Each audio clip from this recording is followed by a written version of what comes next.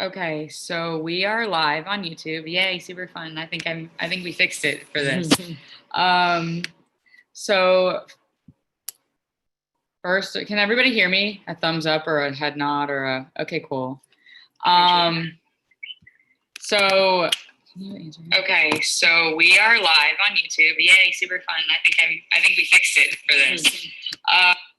Okay, so what we wanted to do tonight, first of all, I wanted to thank everybody for being here on Zoom. I know this is super unconventional, but in today's times, we don't really have much of a choice about how we go about these kinds of things.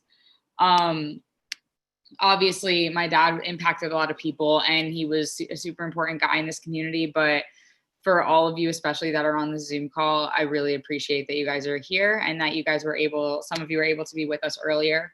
I wanted to kind of open the floor tonight because we're not very religious people, and we wanted to celebrate my dad more than anything else, really. And the best way we knew how, and what they typically do actually in religious shivas, is what they tell stories about the person of honor, I guess, if you want to call it that. And we wanted to hear some Jason stories, and we wanted to let everybody listen in so that we could just celebrate the best parts of my dad and hear about the best parts of his life, maybe cry a little, maybe laugh a little. I don't know, some good stuff. So at this time, I guess I'm going to open the floor to anybody who wants to speak. And if anybody that isn't speaking on the Zoom call can just mute their microphone so that we can give the person who is speaking the floor. That'd just be great so everybody else can hear. And if you do want to speak, just kind of chime in. And if somebody's talking over you, we can try to figure that out later. Okay. Anyone go ahead.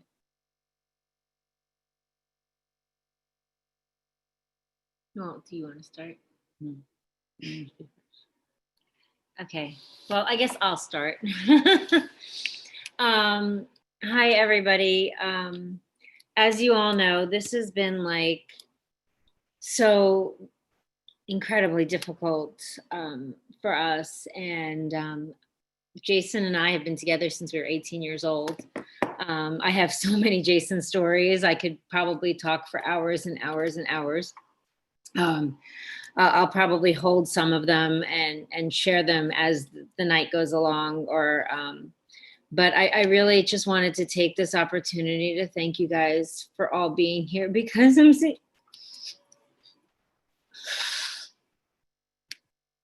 seeing so many faces that I just miss so much, and I just want to hug. And so many faces that have been there for me this entire time, been there for us. And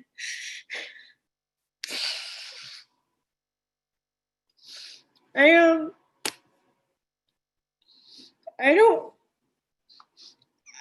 don't remember a time when Jason wasn't in my life. I feel like I raised him. Some may say I did a good job. Some may say I didn't do a good job. But I can tell you that him and I together raised two amazing, amazing young ladies who have been my rocks. I don't know what I would do without them. And they have grown up to make their dad proud. And I know that they're going to continue to make their dad proud. And the rabbi said this morning that Jason was robbed of a good 50 years. And I believe that he was. He was 46 years old, and none of this should have happened. He went into the hospital because his cough was just so bad, and everybody in my entire house and my parents, we were all COVID positive. So it was just a bad situation. And I sent him to the hospital, and he didn't want to go. And I promised him that he'll just go a couple days, they'll make him better, and he'll come home. I never in my life thought he would come home. So I don't know. I mean, right now, and you guys, I just, like Alana said, I can really use some good Jason stories. I have so many, I don't even know where to start with them, but I know you guys do have some good ones. And if you guys can share them with us, that would be great. I can't thank you all. The amount of love and support. We had over 1,000 people try logging on this morning for the funeral, and I can't even thank you. The Coral Springs community, our family, our friends, our family in New York and New Jersey and all over, and have been so amazing. And the support and love that we've been getting has been unbelievable, and I don't even know how to thank you. And it's just so funny because Jason would always say, oh, nobody likes me, I'm just a jerk, and he would be, but I wish, and the one thing I did tell my girls was that I really wish he could have seen all of this, and he could have seen how much everybody loves him.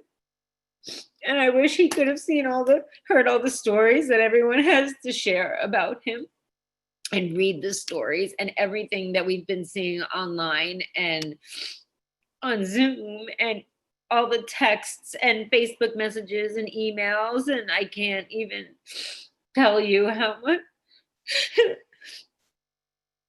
much we appreciate it. And we love you guys all for that. So thank you so much. And I wish I could give every single one of you a big, huge hug from us. And just so that you guys all know, I mean, I've told a lot of you, but just so that you know that Jason is resting so comfortably. We decided to bury him in his Taravella baseball shirt because that was his love, and his Yankee jersey because that was also his love, and his weekend shorts, as we like to call them. You want to be there? And his Yankee hat and his sunglasses, a bunch of pictures of us. And the girls and I wrote a note for him on a baseball. So everybody who knows Jason knows that baseball is his life and his passion, other than his 3 girls. So just so that you guys know, that's about it. So if anybody wants to share some stories with us, I know the girls and I would love to laugh a little. And Hi guys. So we'll step in here for you. I mean, obviously we're looking at our 3 favorite faces right across the screen, and we wish we were there in person. We were ironically right beside you this morning, right to Haley's immediate left. So we had a bird's eye view of everything, and we can definitely say it was the worst day of our life today. So I've only been Jason's sister-in-law for 7 years, but it was an incredible 7 years. And never in my life did I ever expect to meet Jason for the first time. And instead of just giving me like a gentle little hug, hello, I mean, he picked me up and like flung me over his shoulder. And I had a sundress on, and I was like, oh, hello, nice to meet you. You know, can you put me down now? So, you know, he was really just the most thoughtful man. And on our birthdays, on our kids' birthdays, we would always get like a group happy birthday from the Stein family. And then Uncle Jason, unbeknownst to everyone, would just individually text us and say, you know, hey, Aunt Lori, happy birthday, love, you know, Uncle Jason. One of, I think, our funniest stories we have as a group, as a family, is when we were going to go to Disney World with our 2 collective families in one car. So we had rented a big Mercedes Sprinter van, and the big Mercedes Sprinter van only took diesel gas. And we pulled up into the gas station, and Jason and Neil got out, and Jason decided he wasn't going to put diesel gas in the car. He was going to put this like eco-friendly gas. And Uncle Jason broke our Mercedes Sprinter van that we had rented from her. And, you know, it sat in the parking lot of the gas station for weeks and weeks and weeks. And Neil, being as by the book as he is with being an attorney, he would call and check up on the Mercedes Sprinter van every day. And he'd say, is the van still in the lot? And he'd say, all right, let me go drive by. And then he'd text us and he's like, yep, still there. So, he's just, I think for our family, he's not someone that will ever disappear. So especially for the girls, he was like a presence outside of himself. And we all in this house, love him terribly and will miss him terribly. And I'm going to hand this over to Neil. Yeah, Jay was my brother. I knew him. I knew him a very long time. I met him when Michelle was 18. I was 22. So, and my funny Jay story, besides the Sprinter, which wasn't as funny to me because I was literally having a heart attack when I thought I was going to get billed for a broken Mercedes Sprinter. When I first met Jay, Jay had a different look back when he was 18 years old. Michelle brought him up to New York, and he had his typical hat on backwards, so that's always been Jason. But he had these two big, huge gold earrings, and he had this big gold chain around his neck. And I took one look at him, and I said, I think we're gonna have a problem here. I don't know if I'm gonna like this guy. And it was the furthest thing from the truth, because I love the guy more than anything in the world. He was just the most amazing person. I'll always remember our happy times, and we had a lot of happy times. And he was just an amazing person. And I'll never probably have a day go by when I won't remember him, because he really left a presence in our hearts. And we're going to miss him terribly, but we have beautiful Alana and Haley to remember him always by, because I look at them and I see bits of Jason in both of them, honestly. And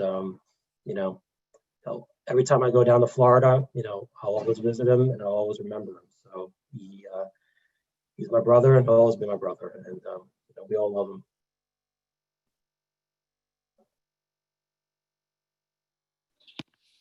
Thank you. We love you guys. We love you guys.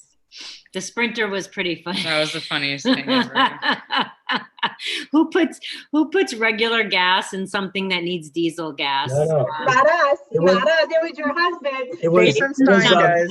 It was E10 gas, and the reason why he put that gas in was because the gas cap on the Sprinter was green, and when he pulled up to the gas station, I even questioned him. I said, Jay, I don't know if this is the right gas. He goes, it has to be the right gas. Look, the pump is green, the cap is green. Let's put it in. So I said, all right. So then I started driving behind him, and he kept like short stopping. And I'm like, so I told him to pull over. I said, pull over. And he's like, there's something wrong with the car. And I said, yeah, I agree. Something's wrong with the car. And then coincidentally, one of his buddies pulled in to the other gas station we stopped in. And he said, hey, hypothetically, let me ask you a question. What would happen if I put something other than diesel gas into this car? And his friend said, you're fucked. So I took one look at him and we're like, oh shit. Anyway. Yeah.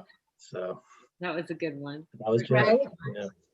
I mean, Michelle, who's gonna barbecue for us now? I don't know, Where's guys. Scott Goodman at? Who's gonna be our barbecue? Ramirez family. Who's gonna barbecue from now on? I don't know what to do. I don't know how to cook. Help. Send help. SOS.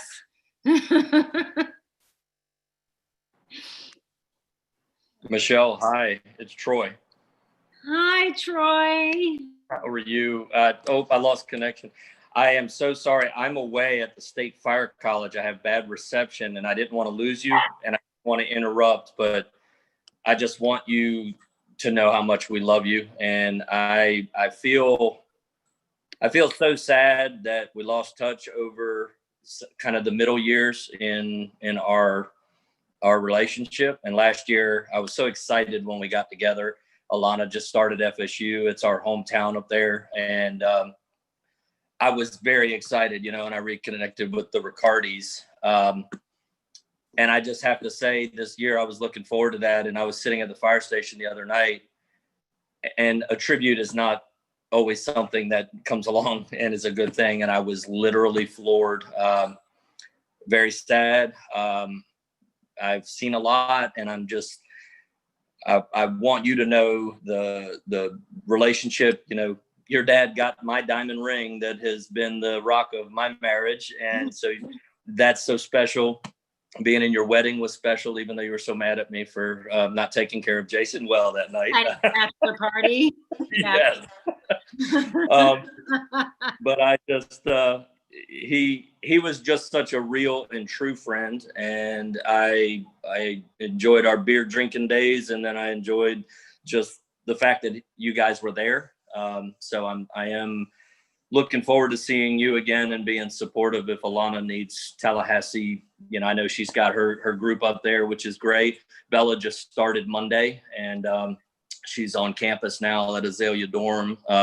So I really hope we can reconnect and just know that we love you. I don't want to take much of this time up, but my heart's broken. Julie's heart's broken. But we know that he is right there with you guys, and will be, you know, from here on out. So Thank you, Troy. Tell Trishy I love her. I will. She was beyond devastated with this, and it was so cool seeing Neil there just a minute ago, just like a flashback of all of our memories. I mean, those were precious years. But I love you guys, and I hope we can just continue to regroup. He made an impact on so many, and that is a huge testimony. I remember one time telling him, Ed Grossi, who was my ball coach back at Chaminade years ago, when I went to his funeral, he had 1,000 people there, and it was mind-boggling to see that type of love. And Jason is legendary with that. So I think that will give you some peace that, you know, that entire Broward and Tallahassee community and anybody that knows him, you know, he was legendary. So I hope that helps you. It does. Thank you, Troy. I'll see you guys soon. Okay. Love you. Bye. Love you. I'll jump in next, Michelle and Alana and Haley. It's Mark Quintana. Hi, Mark. So first of all, you know, Jason just started watching this now because the Yankee game just ended and it's in a doubleheader. So he missed everything that was happening beforehand. And I will say, Michelle, you absolutely did raise Jason. I've told him to his face a number of times that I jokingly, of course, Jason, I said, Michelle has you overperforming. I said, I don't know who you would have been without Michelle in your life. And absolutely, you were definitely his rock. And I just remember, all the funny stories you say even when you met, about, you know, how he used to drive a Geo Metro out in Long Island, and you and your friends would be across the street looking to see if he was home, and your friends would be like, he drives a Geo Metro, Michelle. He drives a Geo Metro, but you still loved him anyway, and it grew from there. Again, there were so many people that we're all connected to in social media and Facebook. So this week, I posted some of my favorite moments with Jason, and there are so many more. But I just wanted to just highlight a few of them here. First of all, Jason and I, we met over summer school once, and he was teaching at Hollywood Hills High School, but he came over to Northeast High School for summer school, and we just hit it off that summer. He was teaching PE, and I was actually doing an internship for an assistant principalship, and he was we both love baseball. We both love the Yankees. But the summer came and went, and we went our own ways. You know, he went back to Hollywood Hills High School, and then and I landed up going to an elementary school, to Palmview Elementary School, where Michelle landed up working a little later. And so Michelle and I were just talking one day and walking. I remember it was like at the end of the school day, and the kids were leaving, and we were walking in, and we're just talking, and all of a sudden, like, the connection just came that you mentioned Jason, and I'm like, Jason Stein? And you said, yeah, that's my husband. I'm like, oh my God, I worked summer school with him. We had such a good time working. So it was through there. And of course, Alana was, this was 2001. So I guess she was like 2 years old, a year and a half. Yeah, and Lauren was a year younger than her, so we started to get the kids together, and you know, it was when they were so small, and they used to just play around each other until they eventually found each other, and then they, you know, would start to have some play dates there. There was always like those special moments in the Stein house, which of course were a lot of UMFSU football games. I see, you know, the La Hockey family here, and I remember they were there, and so many more. And then there was, you know, and then when I graduated from Nova University with my doctorate, I remember when we were driving home and my parents were like, "Oh, we need to go this way," and I was like, "Where are we going?" I go, "This isn't home. I know the area," and it was right to Jason and Michelle's house, and you guys had a get together with your families and my families there, and we just had a lot of special moments together. But it was about a year or two later when I went through my divorce, that, you know, people were just, you know, again, you're going to lose friends in a divorce. And my fear was losing you and Jason.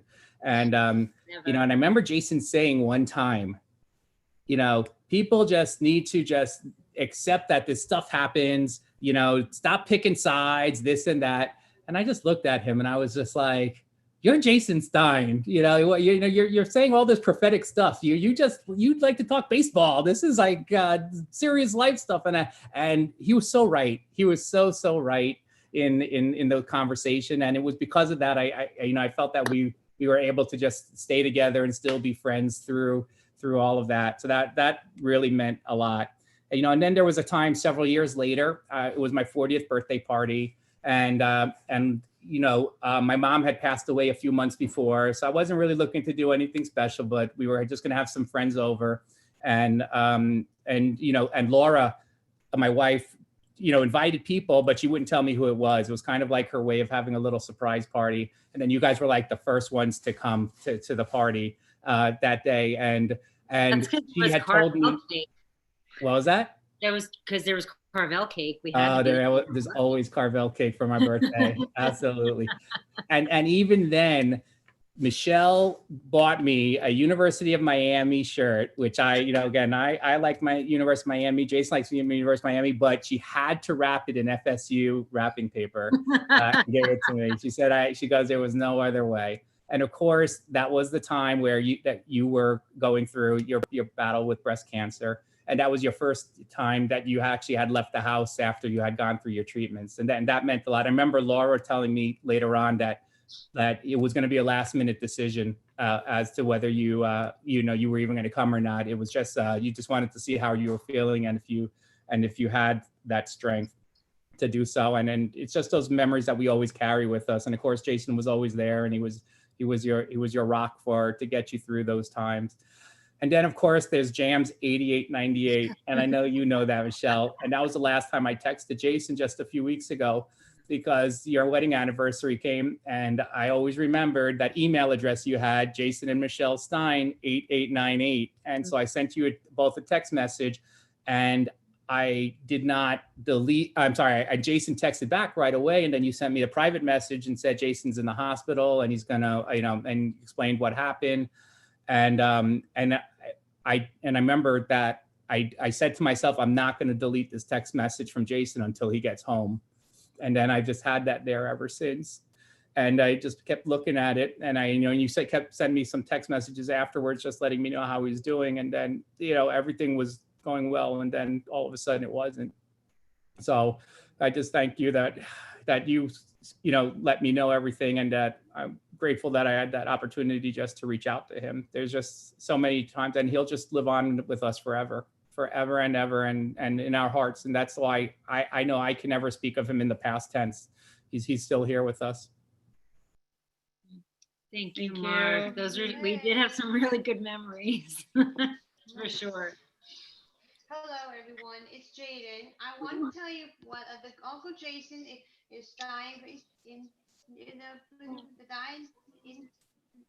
I love you all, and I will miss you in heaven. I love you, Jaden. You're so happy. Oh my God. Hey, Michelle. Hi, Weezy. How we doing? Oh, we're I know. Dumb question. Dumb question. All right. Well, listen. You know me now. You think you're crying. You know I'm one of the biggest waterheads. You used to call me a waterhead when we were together. Listen. Thank you for the opportunity to see my brother leave us today. Not leave us, physically.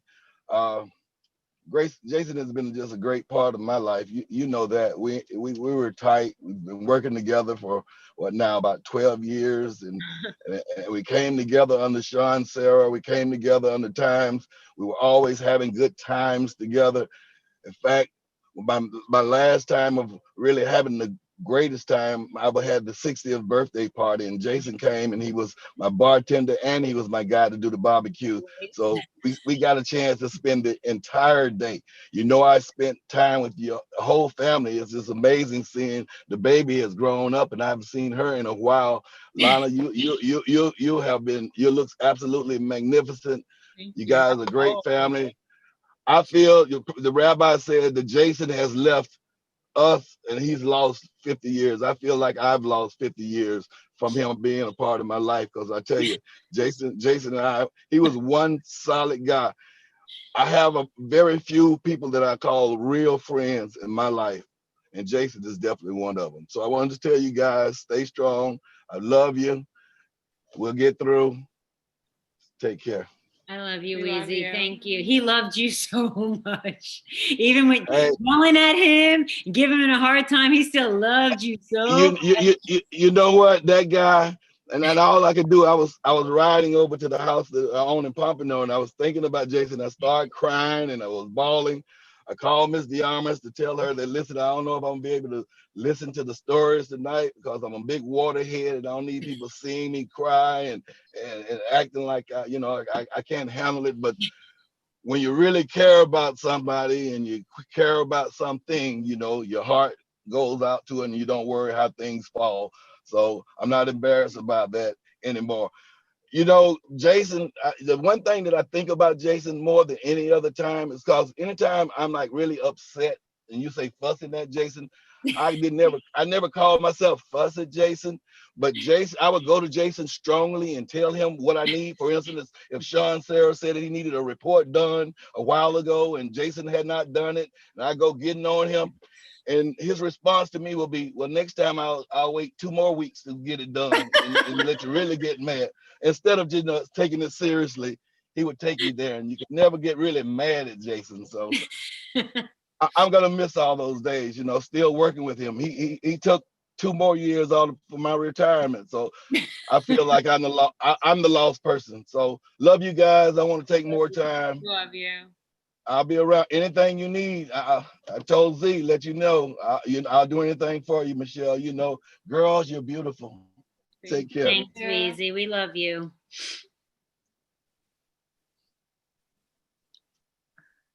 Hey, Michelle.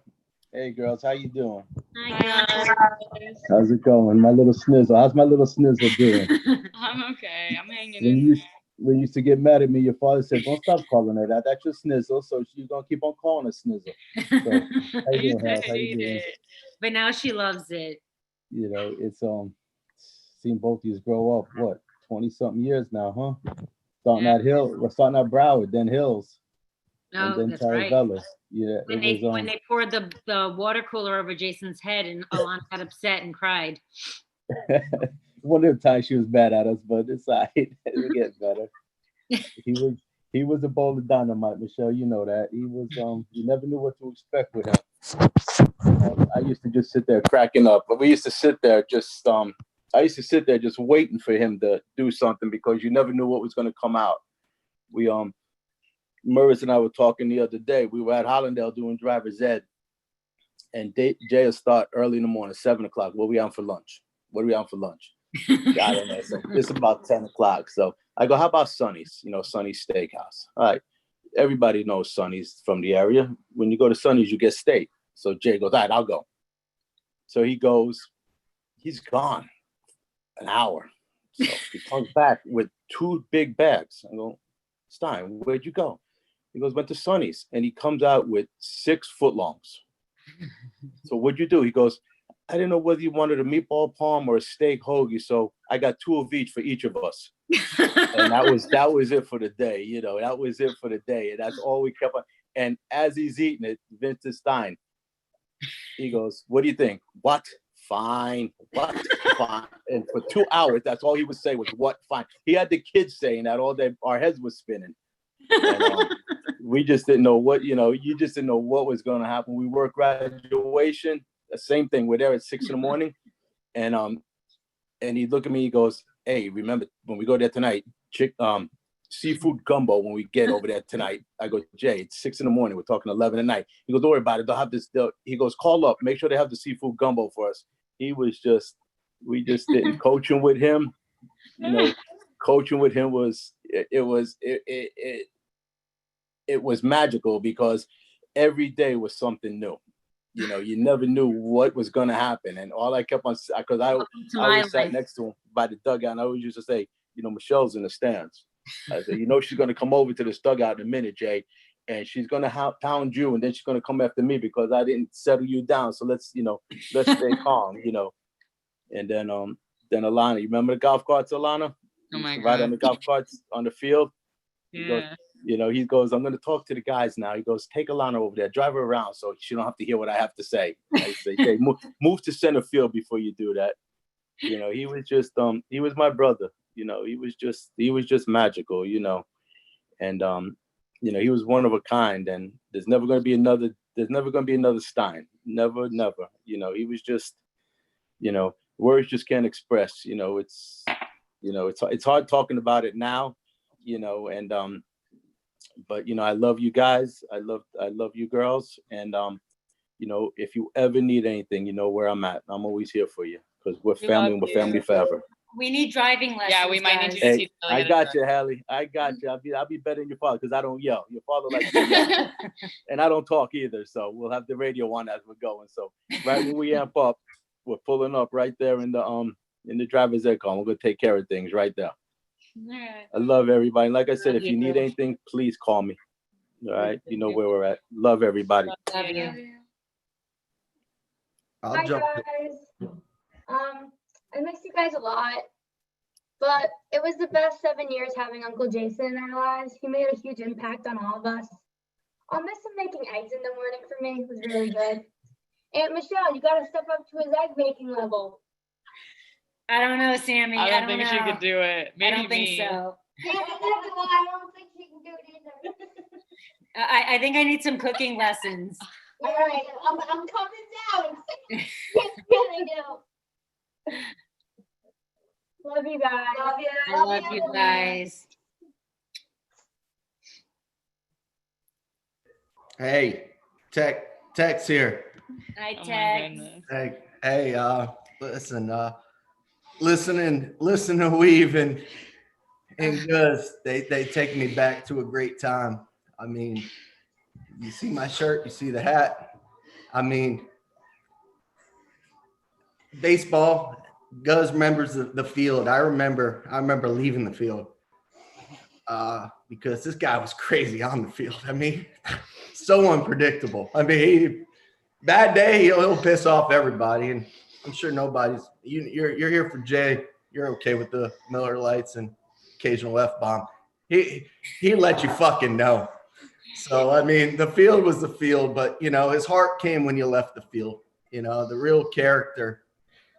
When you left the field, you know, it was always a conversation. It was the whole night. You would go to the ale house, but from the ale house, we had a good time. But then from the ale house, we had to get sentimental. We had to start thinking about everything, everybody's hearts that might have got hurt, everybody that might be, you know, looking at things and thinking maybe I was a jerk. You know, he pissed off a lot of people, but everybody loves Jay, and Jay loves everybody. So he would always think about things because he cared, and the conversations we'd have through the night after games about just caring. I mean, he just cared about kids. I mean, the impact he's made on players and on all our lives is ridiculous. I mean, I gotta tell you a story to lighten this thing up. I'm getting all crazy here and sentimental. But, a lot of my stories are inappropriate. Hey, Tech. Hey, So, Tech, I mean- before you start, I just want to say one thing. When me, you, and Jay used to roll over to the Ale House, remember the first time we walked in with him, he ordered 2 pictures and 50 wings and looked at me and you and said, "What you two gonna have?" Yeah. and he was serious. We had to get our own. You're absolutely right.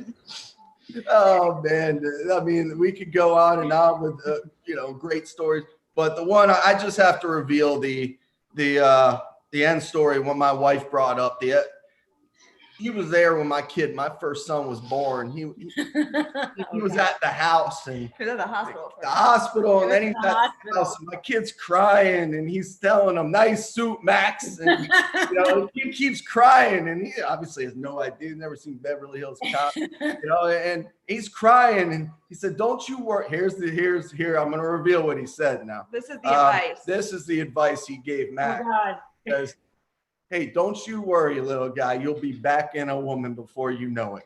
Oh no. And it's just a classic. Hey, girls, I'm sorry. Haley. Haley, I especially apologize, but He's laughing. I mean, it was just, that's the advice. And I've had a lot of questions on what advice did he give them. We all knew it was inappropriate.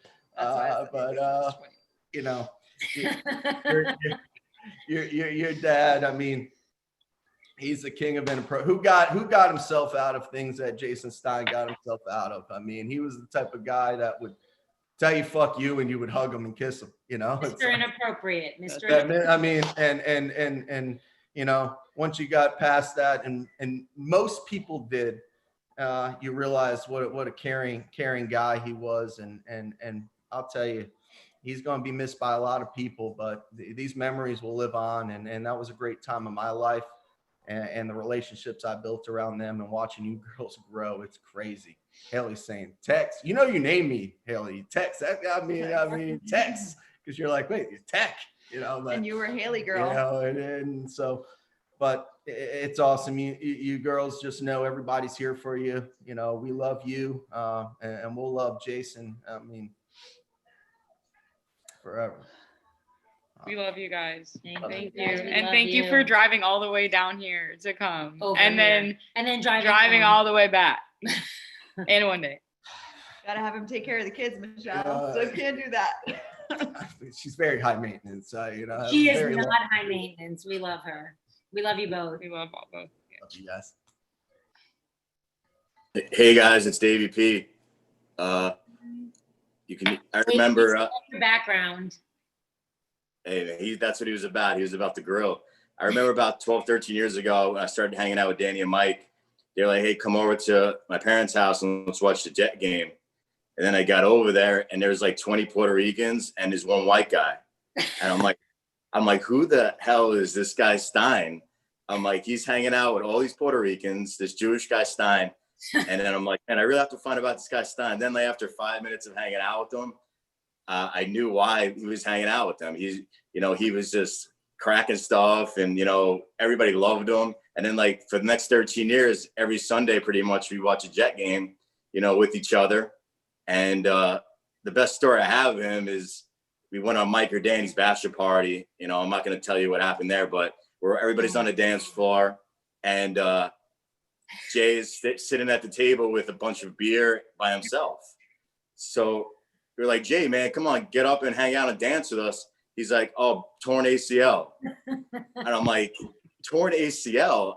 So till this day, I really have no idea if he ever tore his ACL or not. He didn't. Never.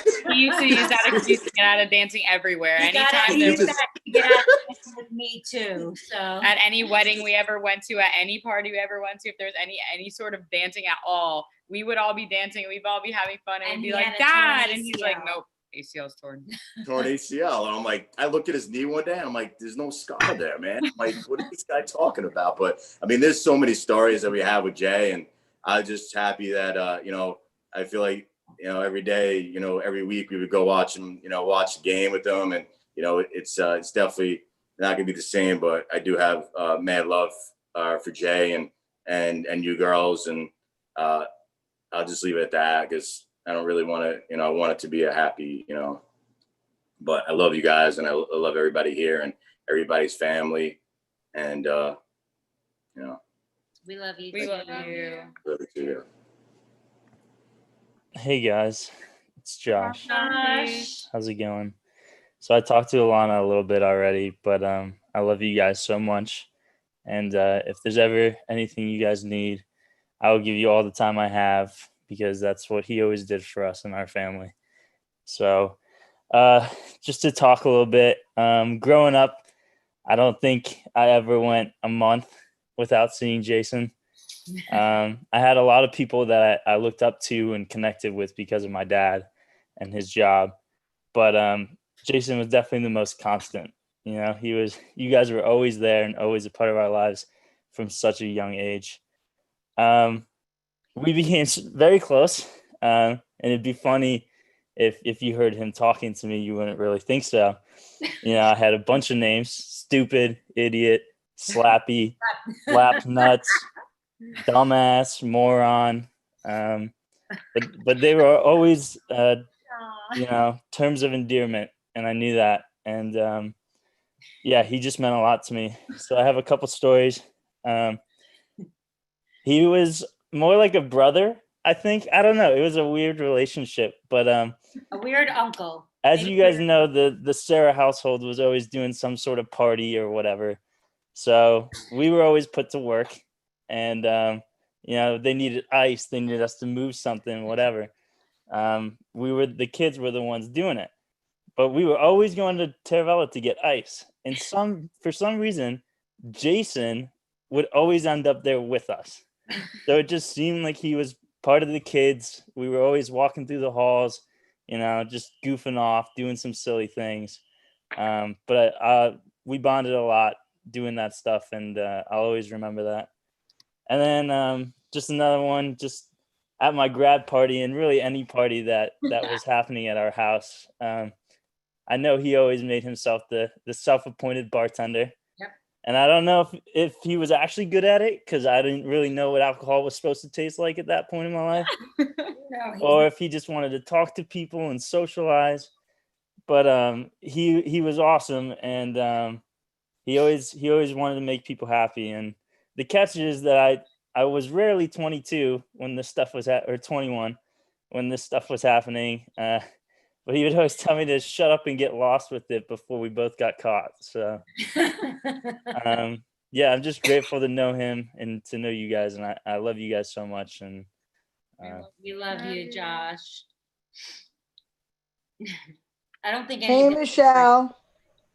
Hey, Wen. Hey. So I'm not going to take long because I've gotten to spend the last 4 days telling you how much I love you, and it goes without saying, I think. But especially after Josh or Sarah just spoke, I think the most two appropriate stories for me to tell at this point, and Josh is walking in the room as we speak, are the first story, which is that there's Joshy, which is that Jason learned to change a diaper on Sean. So he had never been around a child before, and we laid him on my living room floor, and we laid Sean down, and we told Jason that it was time to change a diaper. And he looked at me, and when Jason worked, he goes, well, how the fuck do I do this? And we sort of explained it to him, but because Sean has male plumbing, it didn't come out quite as easily as Jason hoped it would. He got squirted quite a little bit, to which we explained to him that Alana would not have the opportunity to do that because she didn't have those same body parts. The diaper fell off within 30 seconds, but I guess eventually he figured it out. So I guess that's what Sean taught Jason. I guess what Jason taught Josh over here was at the age of 2, and Michelle already knows where I'm going, how to pump a keg properly. When Jason's, what was it, his 30th birthday party, we found Joshua, thanks to Jason, on top of the keg, pumping everyone's beer. And Josh was about 2 or 2.5 years old. So hopefully he'll take that off to college with him at some point, and always remember that the first person who he poured a beer for was his Uncle Jason. But there's no words to tell you girls how I feel about you. There's nothing else I can say that I haven't said 400 times in the last week. I love you. We all love you. Michelle, you're my sister, best friend, everything in one. Alana and Haley are the daughters I don't have. You're like nieces to me, your daughters to me. And BJ and I will be here for you forever.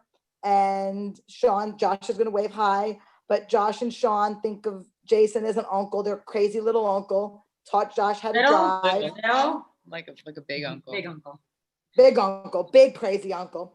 Taught Josh how to drive even before he had a restricted license because Jason just didn't care. But there's Didn't nothing stop else her. I can say. Yeah, he didn't care. And now Haley, BJ will teach you how to drive if we need to, because we know that your mother's not going to do that. But I'll be in a car with you. so we love you guys dearly, and you know how we feel about Jason. So I just wanted to share that we taught Jason something, and Jason taught us lifelong lessons, and we love you guys. Thank you. We We love love you. you. Thank you for being there for us and everything. Of course. I'd like to say one more story, Go ahead, Josh. if that's all right. Go ahead, Josh. So as a lot of you guys know, I was unemployed, or I became unemployed because of COVID. And while that really sucks, it allowed me to go home for a period during the summer. And I'm so grateful in hindsight for that, because I got to hang out with Jason a bunch this summer and just have some really good last memories with him.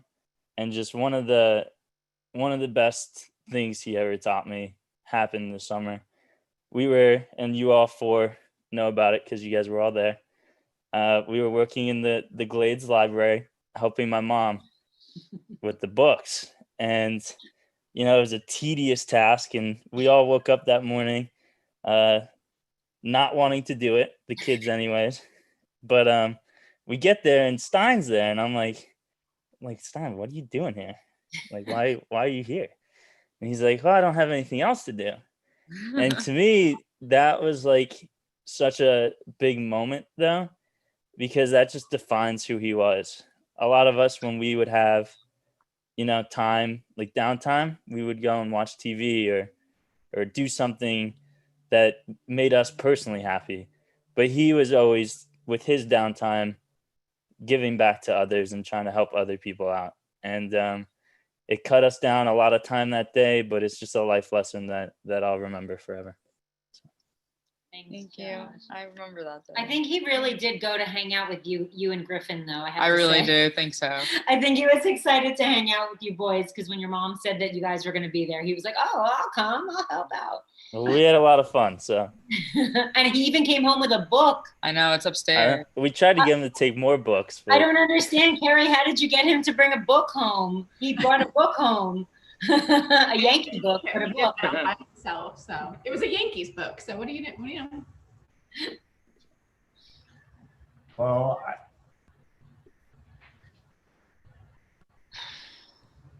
this has been a really, really tough week. And I'm not a very emotional person, but Jason was my brother and that I never had. I'm an only child. And I see so many people on this call that mean so much to my family and I, and Michelle and Alana and Haley. You know how much I love you guys. But today, watching at the very end was very, very hard. I want to talk to him so badly.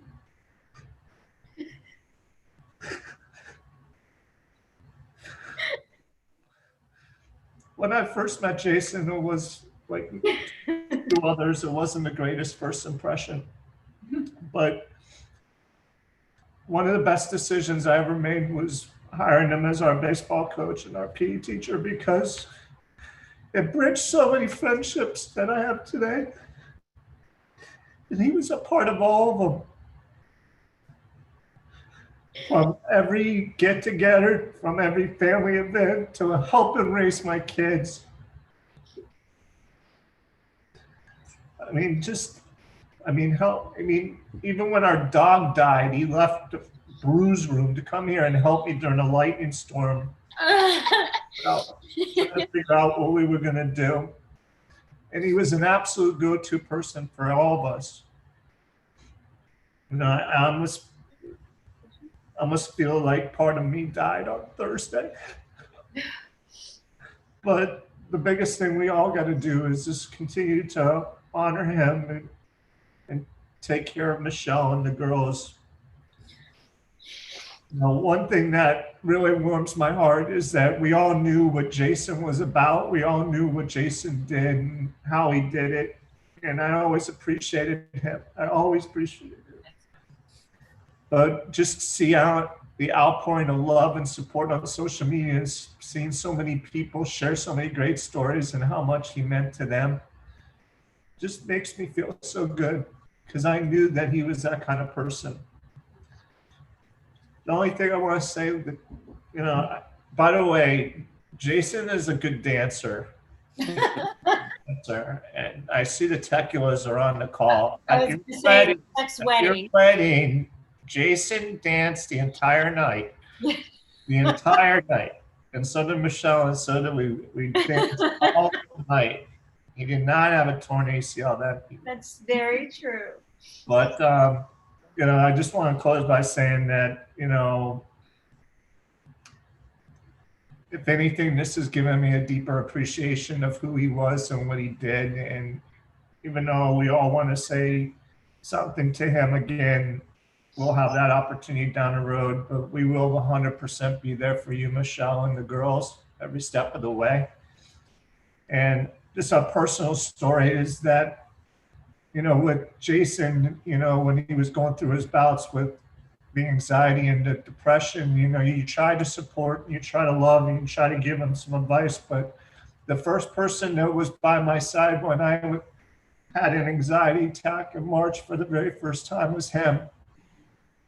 And I'll never forget the day that we sat by the pool and he was just telling me to relax, and he was telling me all the stuff that everyone was telling him.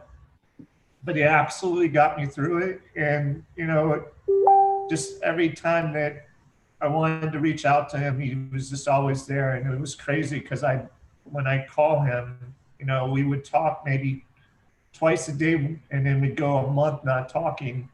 But you know, whenever we would connect, it would always be the same. He was my brother. So it's just so awesome to hear all your stories, and we just love you guys so much. So, We love you. Thank you for everything. Just to add to that a little bit, I mean, one of the greatest things about Jason, besides the fact that he's so misunderstood, which anybody watching this knows, anybody that knows him knows, you know, he just had a heart of gold, and he never asked for anything in return. And if you really think about that in life, it's very rare. He was always so comfortable just being in the background.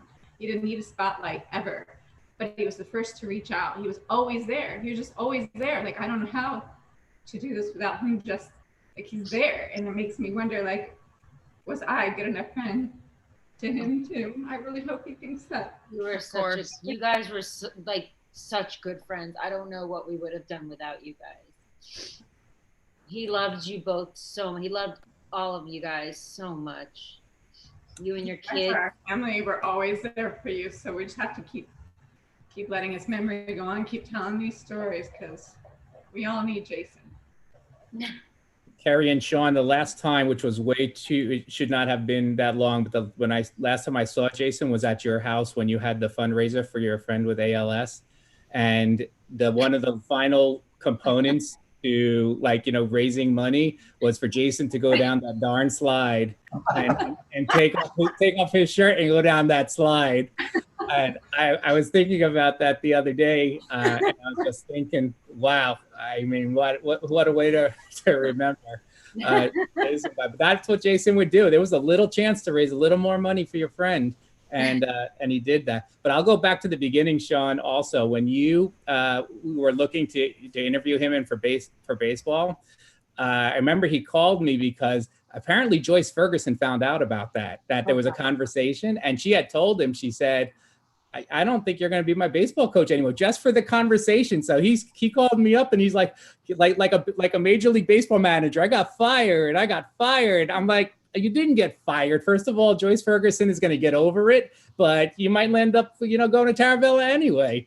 And you're right. It was so good for you and so good for him, for him to be, I mean, he lived in Coral Springs. It was just such a natural fit for him to become. He's now legendary in that community because of you. But that was it was an interesting beginning of him going from Hollywood Hills to Taravella.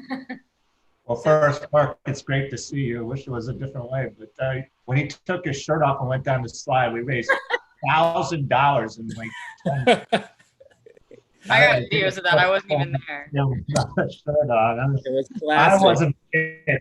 I was not paying to see him without a shirt on. And I got the videos other of that when I wasn't even there. Hi. I don't know if you guys can hear me or see me. My camera's not working. I originally wasn't going to share, but I am. A lot of my stories involve what Josh already said. You know, like that, getting the ice for all the parties. He always showed up. He was always there. You know, driver's ed. I would get so excited when he would hop in my car and he'd be like, "All right, we're going to McDonald's." We would barely even drive. We would just get food and talk. He was my favorite person to get in the car with during that. You know, like one of the things that hurts me the most is just like, I mean, when I think about Piano Man, the tradition that my family does at every party, and like just getting in the circle, and like he always had the biggest smile on his face, and he was always encouraging more people to get involved, and like that circle will never be the same.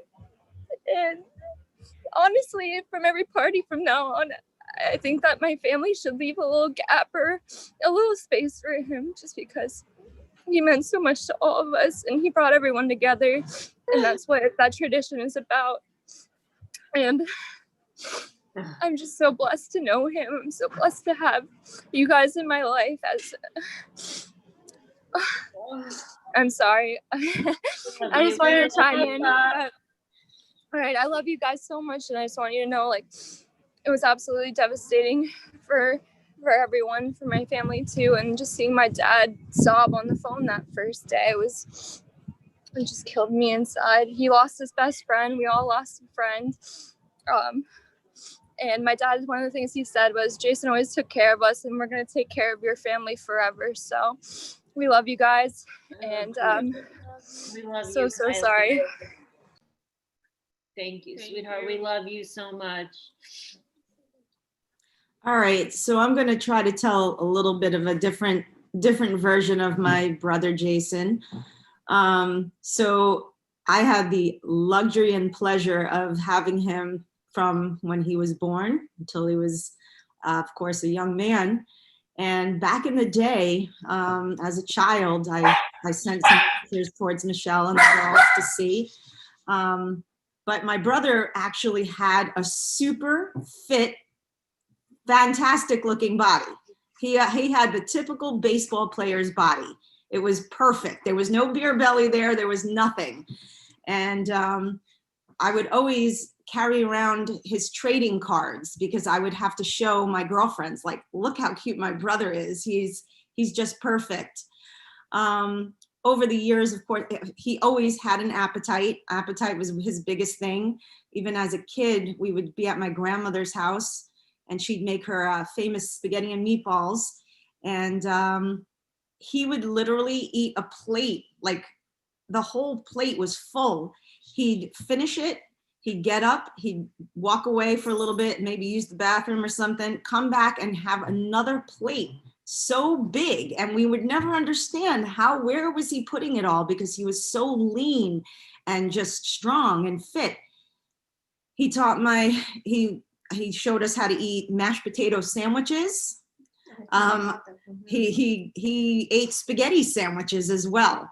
I don't even remember, something he would do with ketchup as well, but he ate some very strange things that made him very happy. And he'd say, "Try it, you might like it, Amy."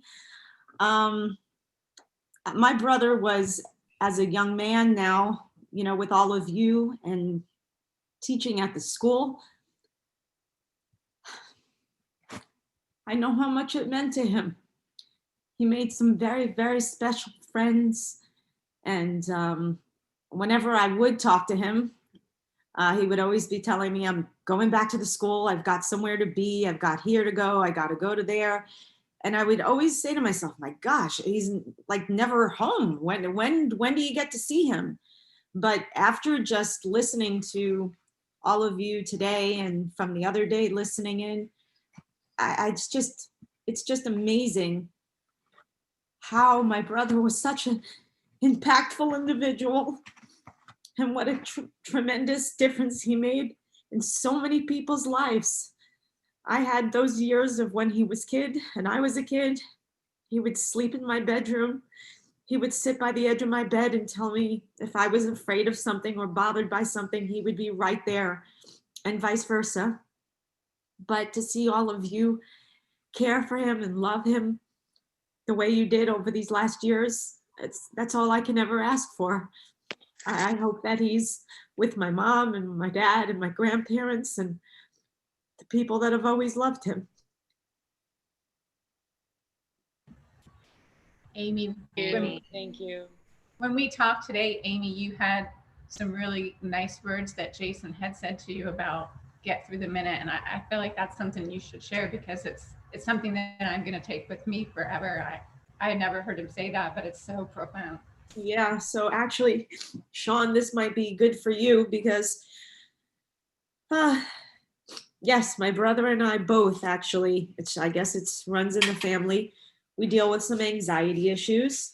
And unfortunately, we've had little bouts of depression, both of us, varying times. And there was one time, for some reason, that it just happened to the both of us at the same time. But we just handle things a little bit different. So I had gone over to visit him at the school. We were sitting outside. It was, I don't remember, he must have had lunch break or something. And I went over and we were talking and just sitting out there. And he said to me, he goes, Aim, you have to win whatever you can win. If you can win just a second of each day, if you can win just a minute of each day, just take each win and just appreciate it. Just one thing at a time. So it's like the way you would say, take one step at a time. Sometimes we can't even take that step. We just have to take it by a second. We just have to take it by a minute. And I'll forever remember him. I was holding his hand there and we were just crying together. And I said to him, we're going to be okay. You know, this crap, unfortunately, it sucks, but we're going to be through it. We're going to get through it. And we're going to always have each other, whether I see you regularly or not. I'll talk to you. We'll be there to cheer each other on and win whatever seconds we could. And that's exactly what I'm trying to do right now. And I know Michelle and the kids are trying to do the same thing. We're just trying to win our minutes and win our hours and hopefully soon to win our days. So thank you, Carrie, for reminding me. Thank you. That was really special.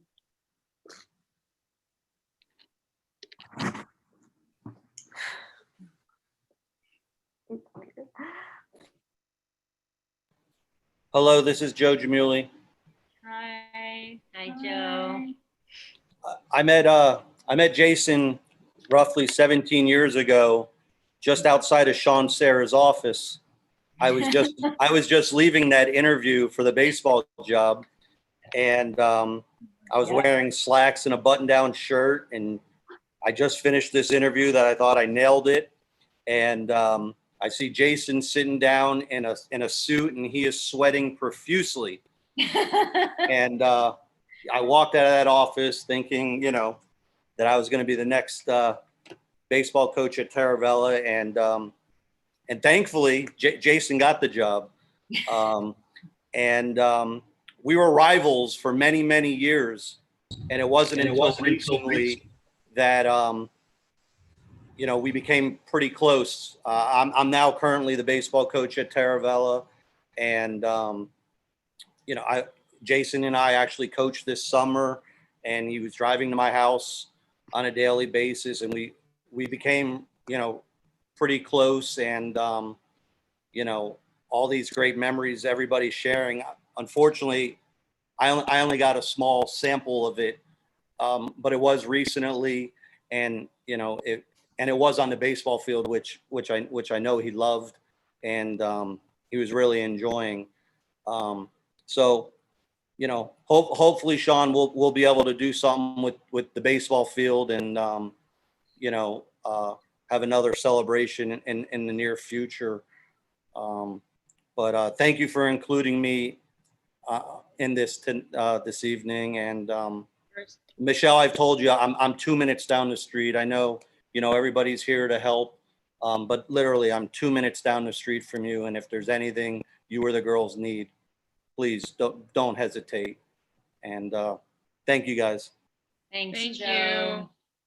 He loved his summer with you. He for really sure. did. He was so excited to come. He was awesome. I can't tell you how many. I think every one of the college players called and texted me when they heard the news. Felipe and I have been doing it for like 9 years, and we've always struggled to get a good quality guy out there with us. And we were just so happy to have Jay. He was the perfect fit. I mean, it was just awesome and perfect. And we're already thinking ahead for next summer, because I know he does driver's ed, but how can we get him involved, whether it's scheduling all night games, but we just knew we had to get him involved some way and somehow. He was already talking. He's like, "Oh, hon, Jamuli wants me to work with him next summer. Are you okay with that?" I'm like, "If you're on the baseball field, I know you're happy. It's fine." That's great. He loved it. Thank you. I'm glad I could Thank be you. a part of that with him. Hey, Joe, I do remember your interview, and you did do exceptionally well. I have to admit, it is the only job I've ever been beaten out of, and it is the only job I didn't wear a suit to, and I will continue wearing suits. So yeah. I think Mark Quintana might have had a say in that one. Yeah, you did really well, but he was in a suit. The jacket was about 2 sizes too small. I think he was a difficult time. I think Tommy Boy, the movie, came out around then. Oh my God. Man in a little coat. He loved that. Yeah. And you have a beautiful wife and you're a father now. Congratulations. Thank you. She's actually breastfeeding right now. Otherwise, she'd be on. Thank you. Well, one thing that resonated from that interview, besides him wearing a suit, because he was the only candidate to wear a suit, and I was very impressed by that. But one of the questions was, why do you really want to be the next head coach of JP Taravella? And one of the things that he said was that he wanted to be close to his family. And, that really resonated with me. And now you have a deep relationship, because when you interviewed, you weren't married and you didn't have a kid. So No, I was a little wild, I think. But yeah. Okay. Thanks, Sean. Thank you. Thanks, you guys. I would like to say a little something.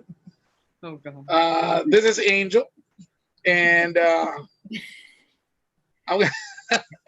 Michelle and girls, this is a Shiva. Only positive stories. All right. Only positive stories. Okay. Oh, so we're gonna do a lot of laughing and stuff, but stay on the camera, honey.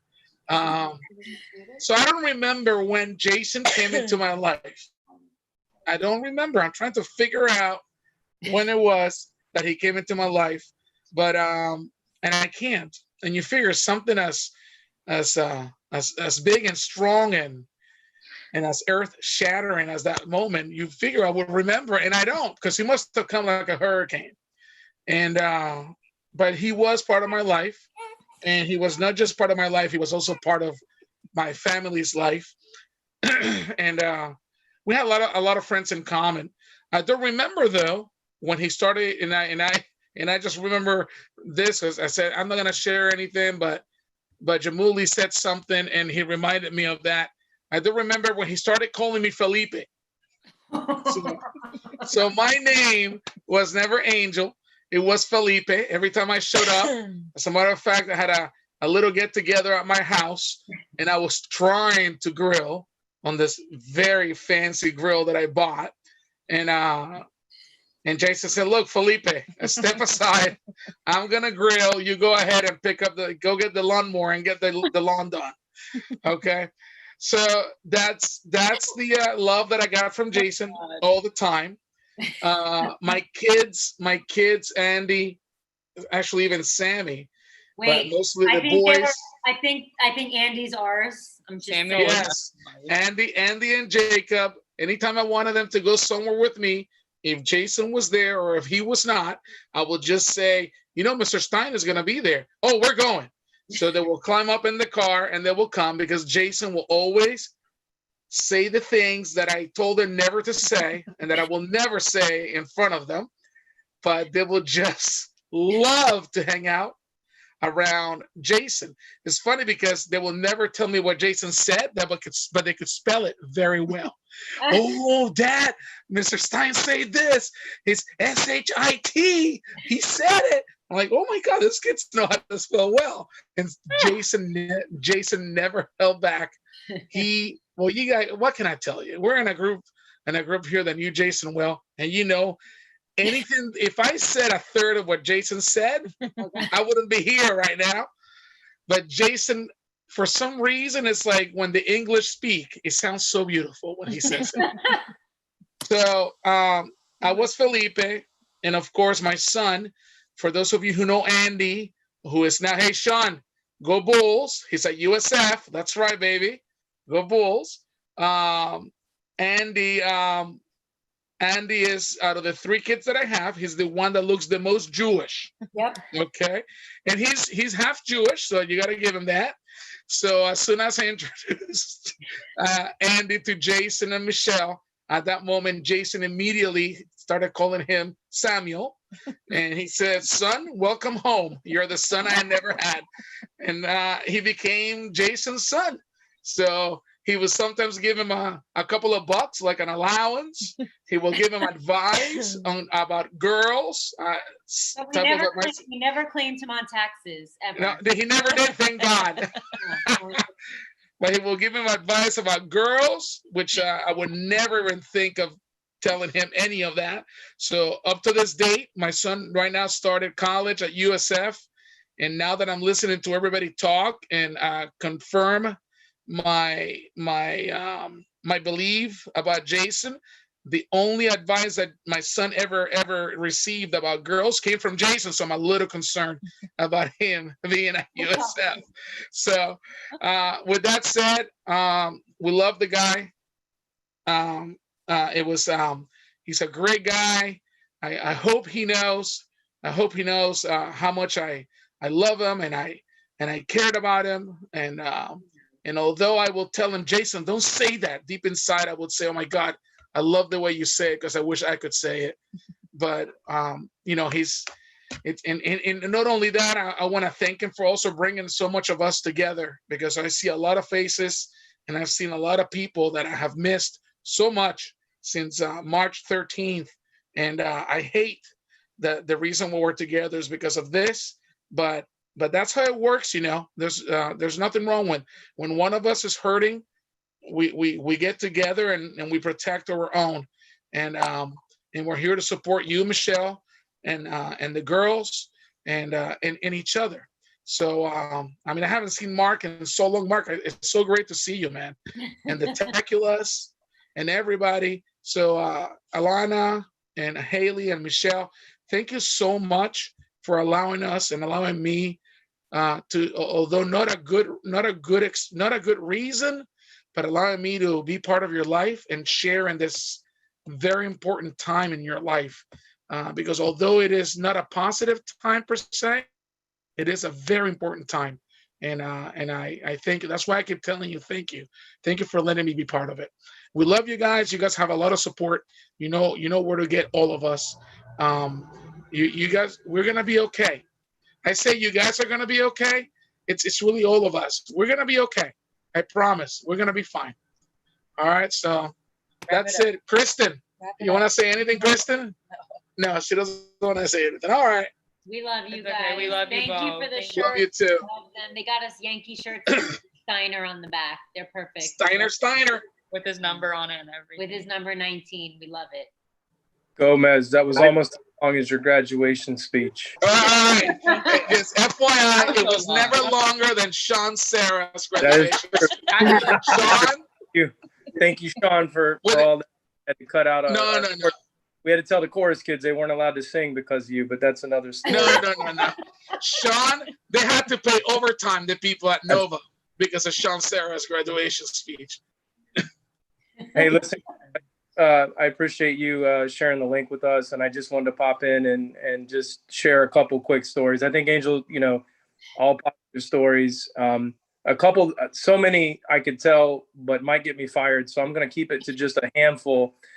One that really sticks out to me was, Jason was always over at our school, Coral Glades, or we were always over at Taravella because obviously Michelle worked at Glades and he was over there.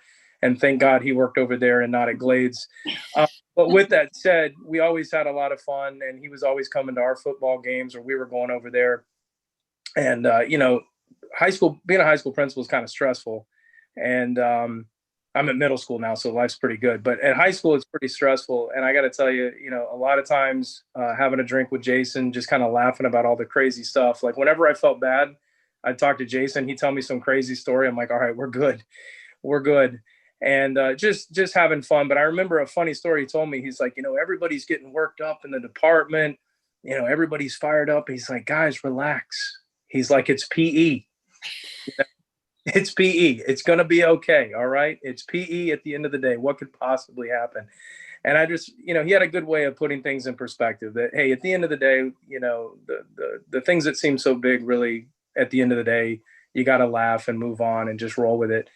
Another good story, I shared it on the YouTube chat, was we were over at Kristen's house and Ollie's house for the Super Bowl. And that was the Super Bowl that when I left, Atlanta was up like 100-0. And when I got home, watched the last 5 minutes, somehow Tom Brady had won. But aside from that, at halftime, we decided, and we may not have had a beverage. We went outside and we thought it'd be a good idea to have a sprint in the middle of the street. And I'm embarrassed to say this, but Jason beat me pretty bad. Now, he did run with both arms out, and I still consider that cheating, but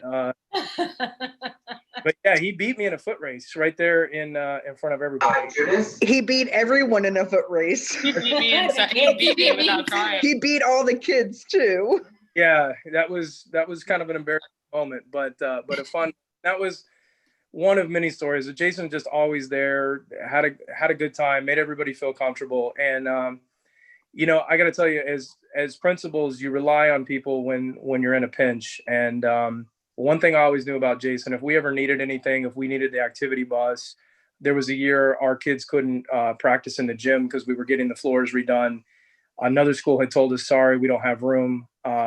Jason was like, listen, whatever you need, anytime you want to come over, the gym is yours. And we tried to be reciprocal with that. Anytime he called, I tried to return the favor, but he always just kind of kept me like, listen, Jason would say yes. So if they ask, we need to say yes too. And that's the kind of person he was. And, when my mom passed away, going on 5 years now, I told Michelle and Jason, it's a really small gathering. I wasn't really even telling anybody that she had passed away. I was just trying to keep it, private. I didn't want the attention, didn't want to really deal with it.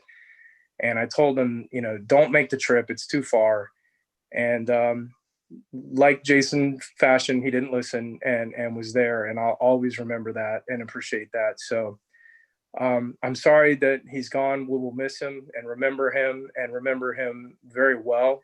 And he's got a lot of people that he has impacted. And I'm one of them, and I'll miss him. And thank you for letting me be a part of this and sharing that. All right. Thank you. Thanks, guys. We appreciate it. Can I jump in real quick? Of course. Sure. Hi, Timmy. Hey, I met Jason 15 years ago, and when I met him, I was fresh out of college, and I had, fresh out of education classes like a lot of you're taking now, and I thought I knew everything about education. And then I met your dad, and he changed my life because I was holding a briefcase and button down tie around my neck, and then Jason saw me coming and he gave me my my nickname, which was Slapdick. And We love that one. but I loved him, and I called my cousin who was a PE major, and I said, and I was in college, so I was like, dude, you got to come down and meet this guy. And your dad was all for it, and my cousin was able to shadow your dad for a day, and it meant so much. He made such an impact on my cousin that he still asked about your dad 15 years later. And I remember after he got done, and we were on the drive home, my cousin looked at me and was like, "What the hell did I just go through? Who the hell is this guy?" And I always remember that. And every time my cousin calls me, he asks about your dad and how he's doing. So I passed along the news when I heard it, and he was as affected as I was. And the second thing I want to say is that I feel like there were two versions of your dad. There is the one that he showed people that weren't in his inner circle, that kind of the F-bombs and the horse shit and all that stuff. But then there was the Jason when you actually did get to know him and he like let you in, and that was the Jason that I'm so thankful that I actually got to meet. He was So, so special. Thanks. I mean, the school will never be the same without him. So I don't thank know you for why sharing you it. like to use slapdick so much. I don't think anybody's a slapdick. That's kind of weird. Yeah. We love you You know, guys. as long as you keep it real with the students, that's what he showed me. I mean, if you keep it real with the kids, you can do just about anything you want. He was real special, wasn't he? We even told him, we said when we were talking to the rabbi, because he called us and he was like, I'm going to write my speech for the thing. I want to know everything that you can tell me about Jason. And I was like, if you could pinpoint a human mascot of Taravella High School, that's what my dad would be. Like the human version that's not in the big costume. Like there you can pinpoint. And like, of course, like Mr. Sarah and Miss DeArmas, and there was a bunch of like iconic, Mr. Weaver, like iconic like principals, assistant principals, teachers. But my dad was the face of that school. He's been there for so long. And everybody knew Coach Stein. Like everybody knew, like I would go to work and people would be like, oh my God, you're Coach Stein's daughter. Or, oh my God, your dad was my teacher, my dad's teacher, like everywhere. He was everywhere. And I just think that's so special. And Alana, the last thing that I want to say is when I had you in your 9th grade class, your dad kept coming to me at the beginning of the year and saying, and kept coming every day almost, and would say, is she acting up? Is she behaving herself? And finally I just like looked him in the face and I was like, Jay, your daughter's got it. I'm like, I don't have to do anything with her. She helps me in class. And he's like, oh, I guess she's smart like her mother. I got reported to the bully box for you. All right, but I love all of you, and anything I can do and my family can do, just let us know. Just bring that baby home soon. Yeah. And Haley, we might need some babysitting, so I'm gonna call on you for that possibly. Thank you. She'll be there. Yep. Hi, Steph. Hi, Steph. Hi. Yeah, there's some familiar faces here. What's up, Coach Clark, Mr. DeLu, Mr. Sarah? Haven't seen you guys in a while. But yeah, so I met Coach Stein. What's up, Steph? My oldest. What's up, Coach Clark? My oldest brother, Vincenzo, he coached him. So that was when I was like 7 years old. So I kind of grew up like with him because I would always be with the coaches after the game because my dad was the coach. Facial hair.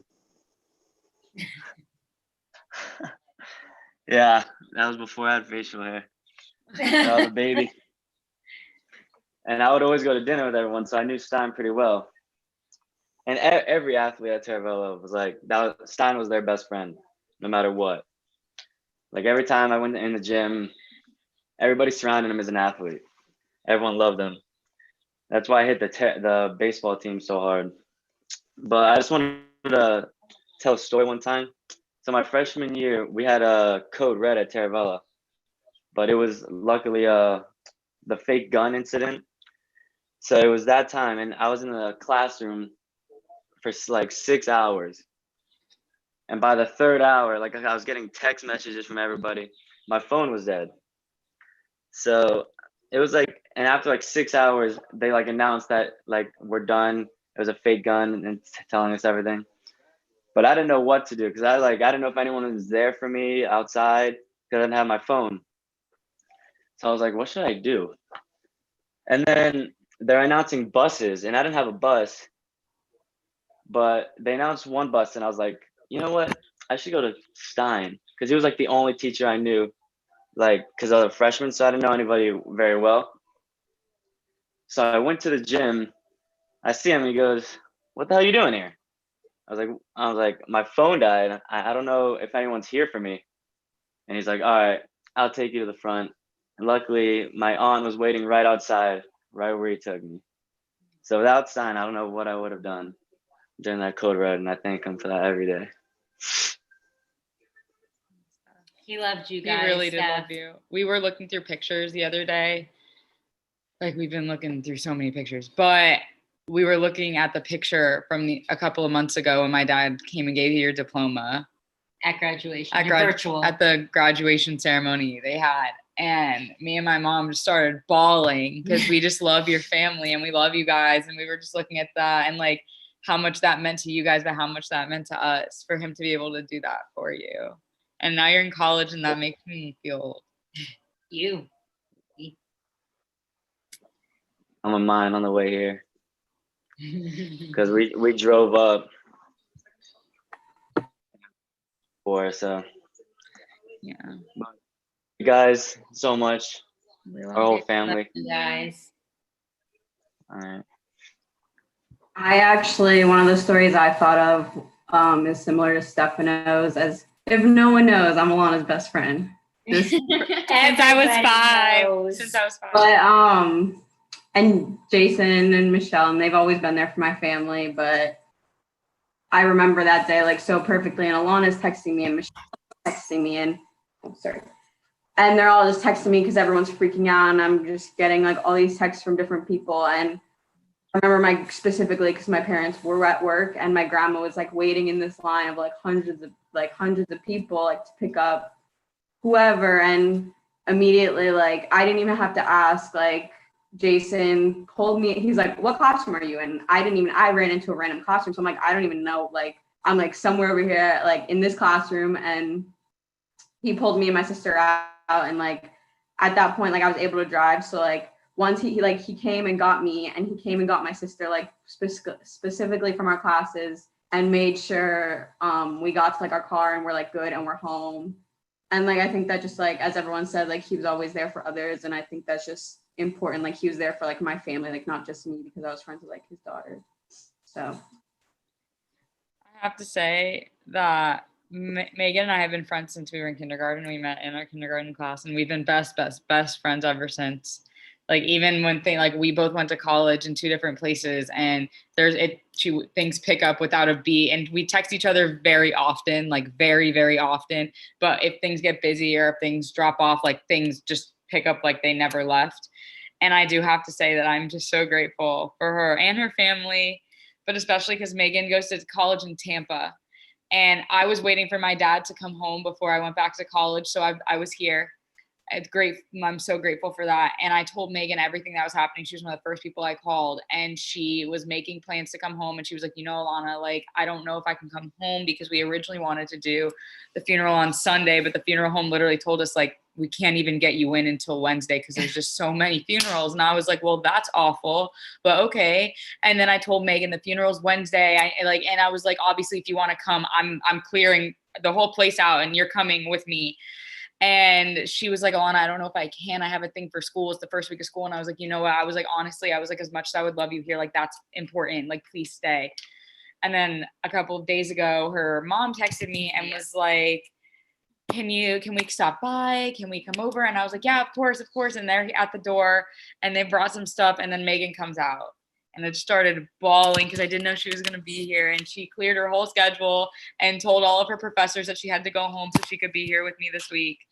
And I just have to tell everybody that's watching this, everyone that's on the Zoom, on the YouTube, I don't know who's even watching this anymore, but I have to tell you that I do not think I would have made it through this week or the past couple of months, honestly, the past 20 years, 15 years, but especially the past couple of weeks and the past month and the past couple of days, I wouldn't have made it through without Megan. And Megan's studying to be a nurse. She's going to graduate in a couple of months and she's going to be the best nurse ever. So I'm also, on top of her just being my best friend and me calling on her for that, I've been calling her every time something went wrong because my grandma was in the hospital with my dad too. And gratefully, she's fine. She's home and she's doing great. But every time something would go wrong with either one of them, I'd be like, Megan, what's happening? Megan, my dad or my grandma, what's happening? What does this mean? What's this mean? And she would just always answer my questions, or she'd be Googling it if she didn't know. She studies harder than anyone I know, though. She knows everything. And I just love her. Megan, you are truly Jason's third daughter. You know that. You have been part of our life, even when he called you Megalito and you used to get really angry at him. But he did it. You know, everybody on this call has a nickname. Everybody that pretty much does. And if he gave you a nickname, that was You a knew good it was thing. serious. Hi, Brookie. But if he loved you like his own daughter, Meg, you know that. You have been part of our life. You were included in everything that the Stein family did. It was just, there's not a person on here that knows us that doesn't know Megan. I brought you to everything. You're just a part of us. And Jason loved you and your family and your parents and your brother and your sister so much. So I hope you know that. And you being here meant everything to our family. And being our driver today, I really appreciate that. You were holding my hand while I was talking. I'm giving you a 5 out of 5 stars. You were the best I've ever had.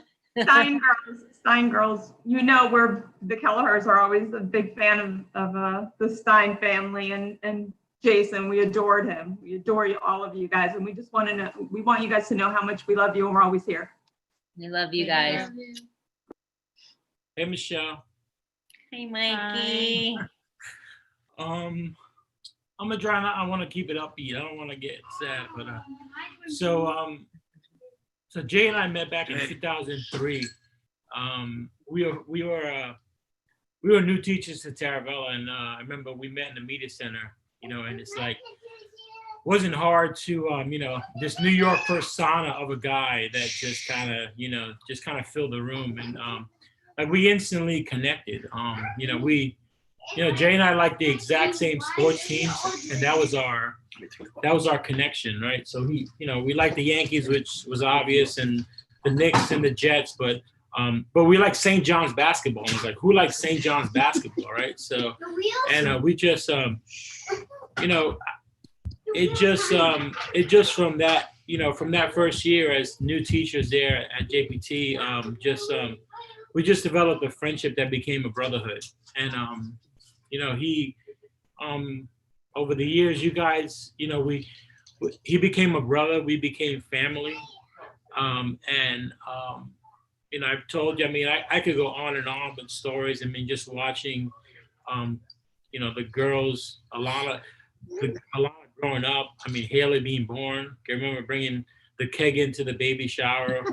We were serving ale house food at a baby shower. Who does that, right? Only a Stein baby shower. And just, I think like two of this, if I had to wrap up, my there wasn't a family function that Jay wasn't at, that you guys weren't at. He was always on the grill. Like no matter where even if he came late, they're like, "Is Stein coming? Where's Stein at?" I mean, it is just, our love is family love, and I think that two stories that come to mind. One, when we first started, Jay and I, one of the connections was, after months and months of persuading, Sean convinced me to coach girls softball, which I had no desire to do.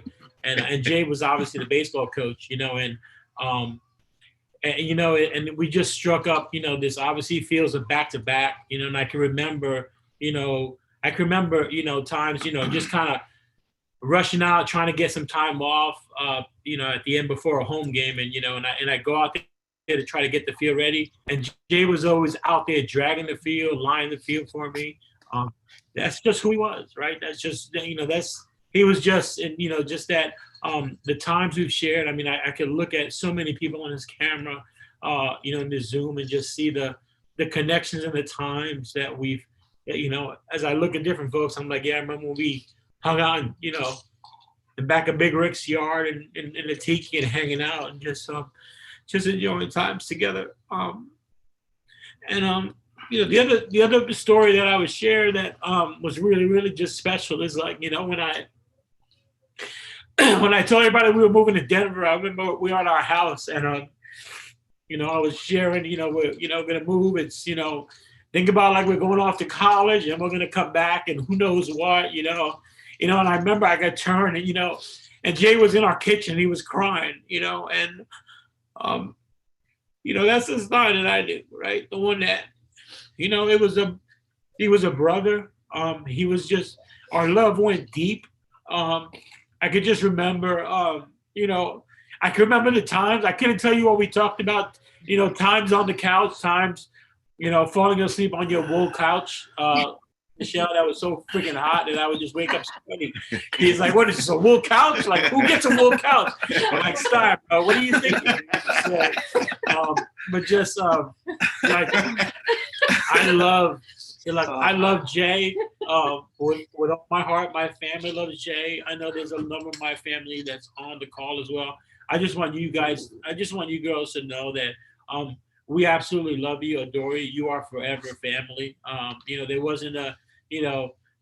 wasn't a Thanksgiving that Jay and you guys were not on the invite, and will continue to be. Or I'll be there. I'll see you at Thanksgiving. Or a Christmas Eve.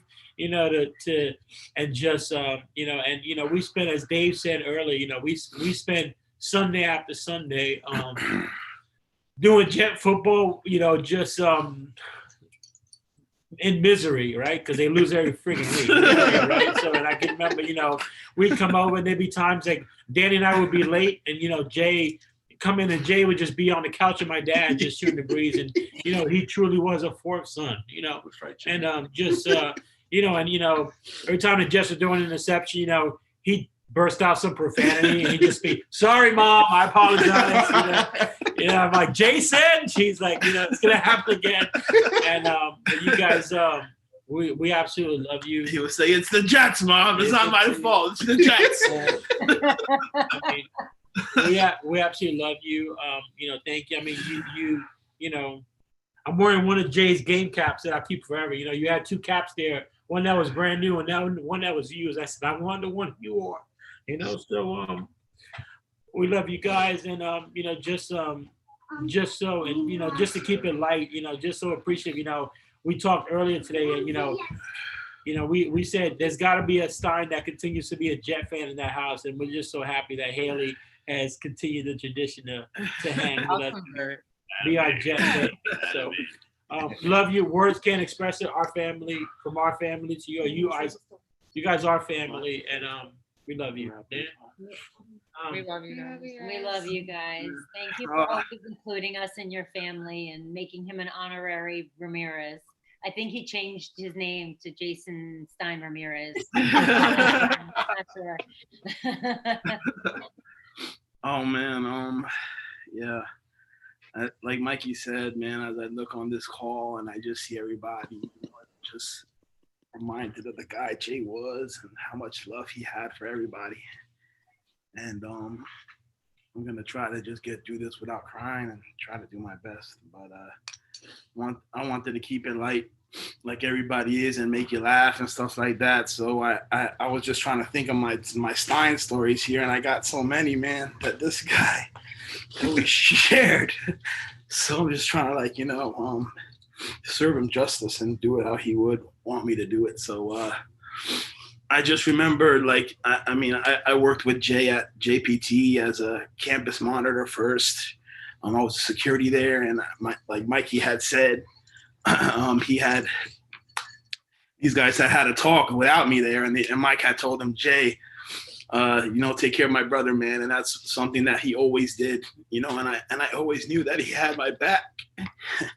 As crazy as it sounds, he wasn't even like security, and all the kids respected the shit out of him like he was, because he knew like if anything was going down, and Ramirez called out a fight on the patio, like they knew like within 10 seconds, like this little bowling ball is gonna come rolling down from the gym, man, and then like watch out, bro, because it was on.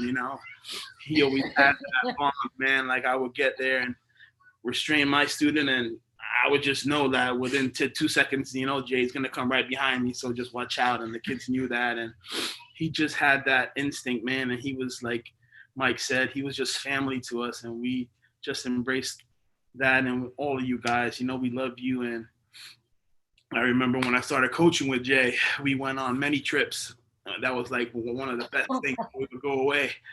And I remember this one particular trip, we had gone away, and we're on the bus, and the boys are hype, and we're about to get to the spot, and we're giving rooms out and all that. And I'm like, all right, dog. And he's like, yeah, all right, here's this key. And he's giving room keys out. And I'm like, everything goes out. And he's like, all right. And I'm like, Jay, where am I at, bro? Like, what's the deal?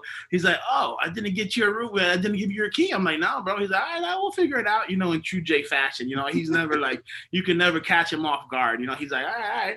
So we get in there, and, we're doing everything. And long story short, he's like, oh, yeah, I forgot. You're rooming with me, bro. You're rooming with me. And I was like, I'm rooming with you, bro. So, we go ahead and we get all our stuff in, and we check in. And I remember, like, just clowning around with him. And I think, Michelle, you and Haley popped in like one night, and you drove up, and I'll never forget it. We had a big old room, and it was just like one big happy family, I was like, hey, man, like, bed with Haley or something, and she like kicked you. I'm getting there. So he's like, I said, all right, I'm just gonna see him on the pullout, man. He's like, oh yeah, no doubt, man. I said, I'll let you and your wife, be over there. So it was time to knock out, and Haley, you were way smaller. And yeah, I don't know if you knew this, but when you used to sleep, you would start off like at the 12 o'clock position, and then like half hour in, you were like at 1 o'clock, and then at another hour, you would just like spin the whole night. So he's like, hey, do you mind if I put Haley over here? And I'm like, no, bro, put her right there. And sure enough, like, 3 hours in, Haley, your feet are like in my face. And I'm like yelling out, like, Jay, what's going on? And he's like, nah, she'll be all right. Just move her. So Haley, I kept moving you over. And every time I move you, you would like do another roll. And it was just like, I was just honored that, like, man, my brother here just like said, D, just come with us, man. And we just would spend that time. And I remember at one point, Haley, you came out and you like touched my chest hair here. And I'm like, Jay, she's got me my chest hair. He's like, yeah, she thinks you're me. Just go to sleep. I'm like, no, okay. That was just how he was. It was never a dull moment with Steiner, and I guess it wouldn't be right if I didn't share his most famous story that he loves to tell. Michelle, I already shared this one with you girls, but I'll share it for the rest of the group. We used to go to the Rapids water park on every summer. We used to do like family trips up there at the end of summertime. We would conclude it like about August the 10th. We would get together and we would all go up. So here we are. We're up at Rapids. And the Steins were always there. The Steins were always there. My sister would come. My nephew would come. We would take a whole group, about 20 Puerto Ricans up there. We would roll in here. And Stein and Michelle and everyone would come together. And I remember being in the line to go on one of these big rides called the Big Blue up there. And it was the biggest ride in the park. And I remember Haley and Alana, my nephews were way younger now. This is about 10 years ago. And we're all waiting in line to go up. And I remember going on the way up, it had a sign and it said, weight restriction 275. And me and Jay passed it and we're walking up and we're like, bro, it said 275 weight limit. And I said, there's no way they have scales up there. You think they're gonna weigh everybody up there? Like, what do you think's going on, man? Let's go. So here we are, we start going up with the kids and we're like, yeah, man, we're gonna enjoy this, come on. So we have it's about a group of like 8 of us right now at this point. So we're waiting, it was packed. We're waiting in line, we eventually get up to the top. And I might never forget it. Like Alana gets in, Haley got in, I think my nephew Robert, and goes, and they get in one. And then like, you know, like where the guys kind of get like one of these. He said, "Hey guys, you mind stepping over here for me?" And I looked down, and there was like a big old gray pad on the floor with a little number thing, and I got on there and the thing started flashing. And Jay's like, "Yep, I told you they were gonna weigh us." And I said, "Bro, wait till you get on there, brother. You're next." And so he got on there, and sure enough, bro, we were both over. You know, we're big guys. We like to eat. You know, we're a strong 295 solid. So man, we had to go down there individually. So it was so embarrassing. But all the kids, Alana and Leia, was cracking up. I laid down and went down that tube, and he went down, and we went down to the bottom. We were just cracking up, bro. Like, man, they weighed us, bro, and it was just like fun times, man. And we just, you know, enjoyed the day, and we never let it bother us. You know, Jay, he always used a witty way to spin it. You know, he would always be like, you know, I'm not fat. I'm just, you know, a little plump. I'm slender, bro. You know, you just caught me on a bad day. But no, man, this is just. Our hearts break with you girls, and you know, just know that we're here with you forever, and we're always gonna have your back, like Angel said and Sean said, and we just love you so much, and we're just grateful for this group of people that we get to share with and do life with. So love you guys. Danny, we're gonna go get some seafood gumbo this week. You got it, guys. On me, We're brother. Go get seafood gumbo and 2 pitches each. We'll blend up Mikey. Well, we got to get 6 pitches now. Mikey's there. No doubt, brother. No doubt. Just so much love. Just so much love at Jay. I mean, it's just we connected at JBT. JBT is a special place. There's so many people on that have it, and it's like, you know, it's just family, and just you know, that's the linchpin, and just let's just stay connected, and just love you guys. From current JPT, former JPT, retired Metallic, I see you there. I know you guys spend a lot of time together, so we love you guys, and just so thankful just to have had the memories, and you know, it's a forever family. And before I let you go, just one more thing that came to mind. Jimmy, hold on. Oh, you come here for this one. Just like Mikey said, Jay used to join us so much for barbecues and all that. And one thing that he always used to tell me, man, like, I was obviously on the grill first when he would get there, and he would always walk up to the grill, and he would always tell me, he was always do his little walk, like, "All right, D, what do we got here?" All right.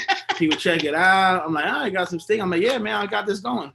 And then he would always give me that little nudge and be like, "Hey, why don't you give me this? Why don't you go enjoy go with your boy, go enjoy with your family?" He would always tell me that, man. And it meant so much.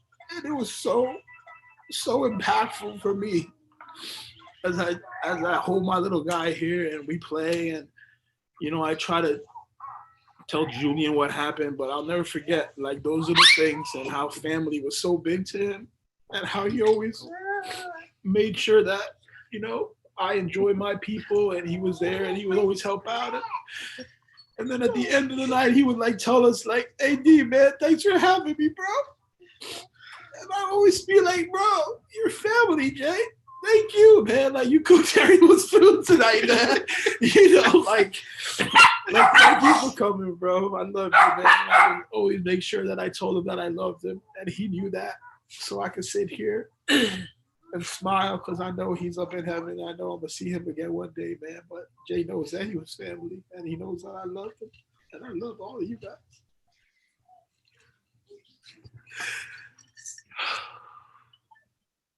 So I have no idea. You know, my brother took the career of going into teaching like my mother did, and I somehow did a couple of times. I substitute taught at my mother's school down in North Miami, and after doing, I think it was like the kindergartners, I did it twice, and I was just pulling my hair out saying, "This isn't for me."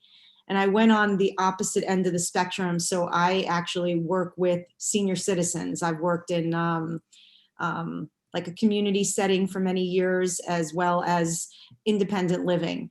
And I see here that maybe I should have listened to my mother and my brother all along, and I should have been part of the JPT Taravella crew. So I'm going to have to start looking for a new job soon so I can start out maybe I can help you line the baseball fields or something. I can help you do the caps and gowns.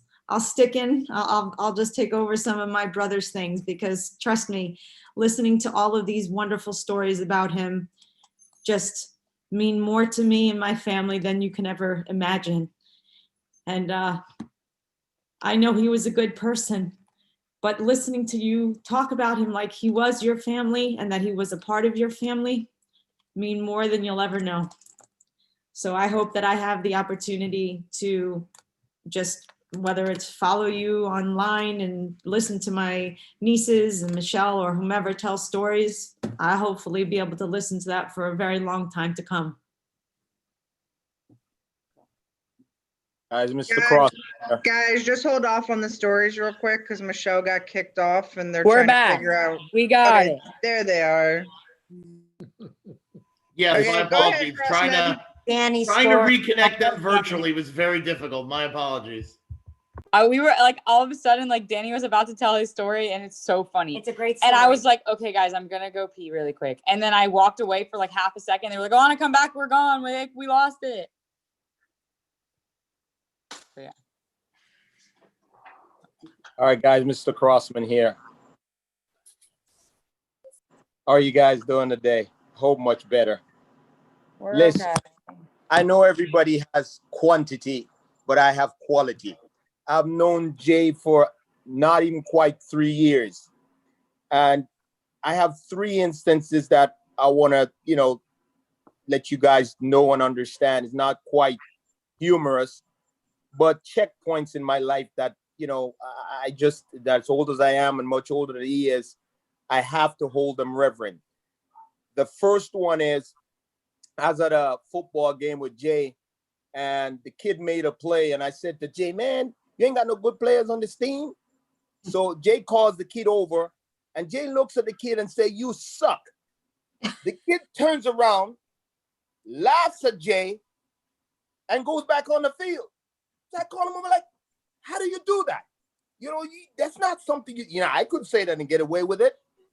But he just had a way with those kids that I always stop, pause, and ask myself, will I ever achieve that? I don't know if I will. I still keep trying. The next thing I want to say is when Jay is with his daughters and with Goodman's daughters, and I don't know.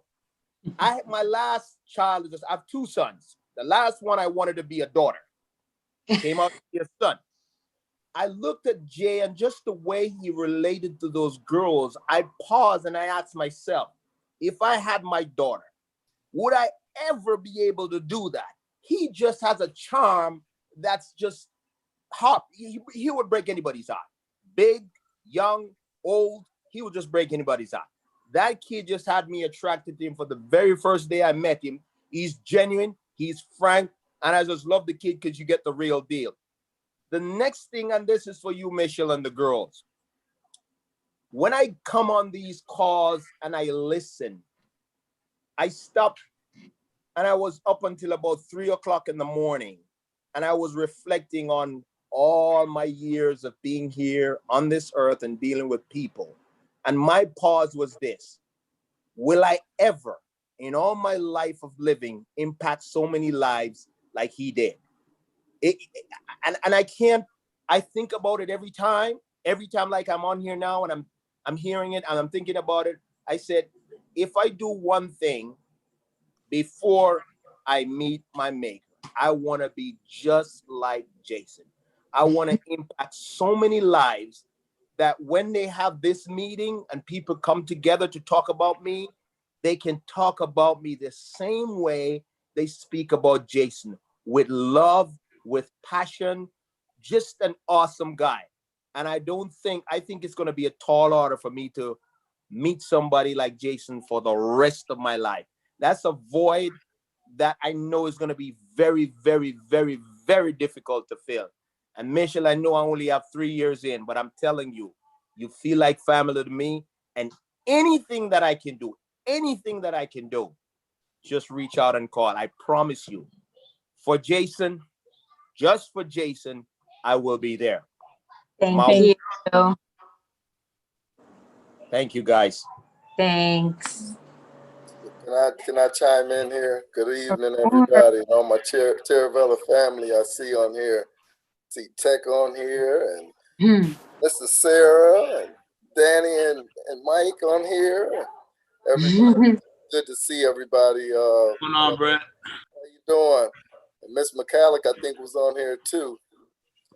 It was tough, and I, the thing when this happened, I had just walked to the school, and it had just happened a few minutes right before, and I had to walk up to my office, and no one's obviously at this time at the school, and I just had to have some time to myself because my stomach went in the knots, and it just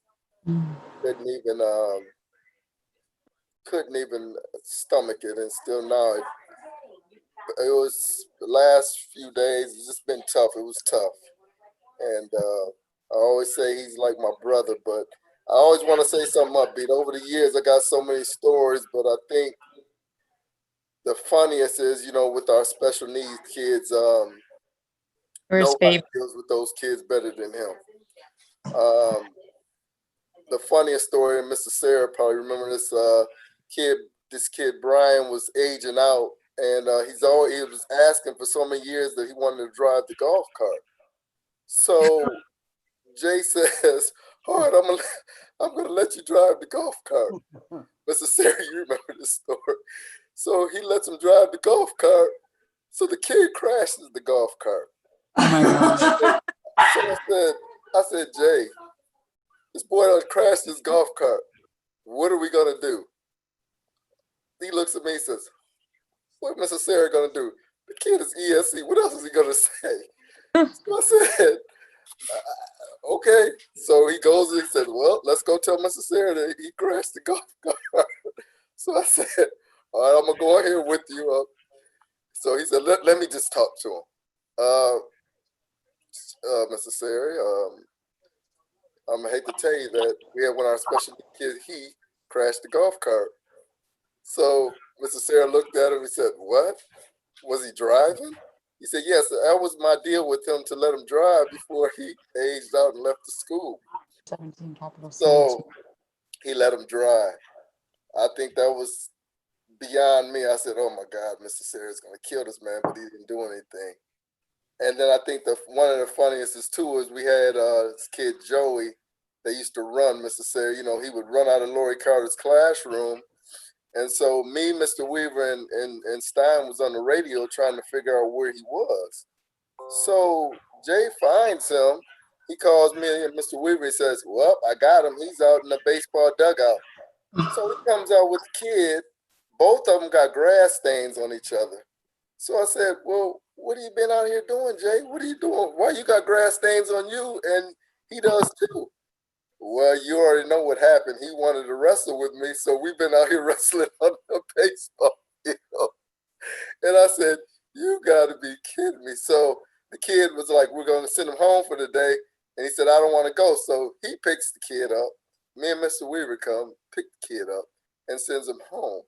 So I said, this joker got to be the craziest man I think I ever met in my entire life. So I said, the last time I saw him, it was a couple weeks ago, a little over a month. He calls me and said, "I'm going to the school."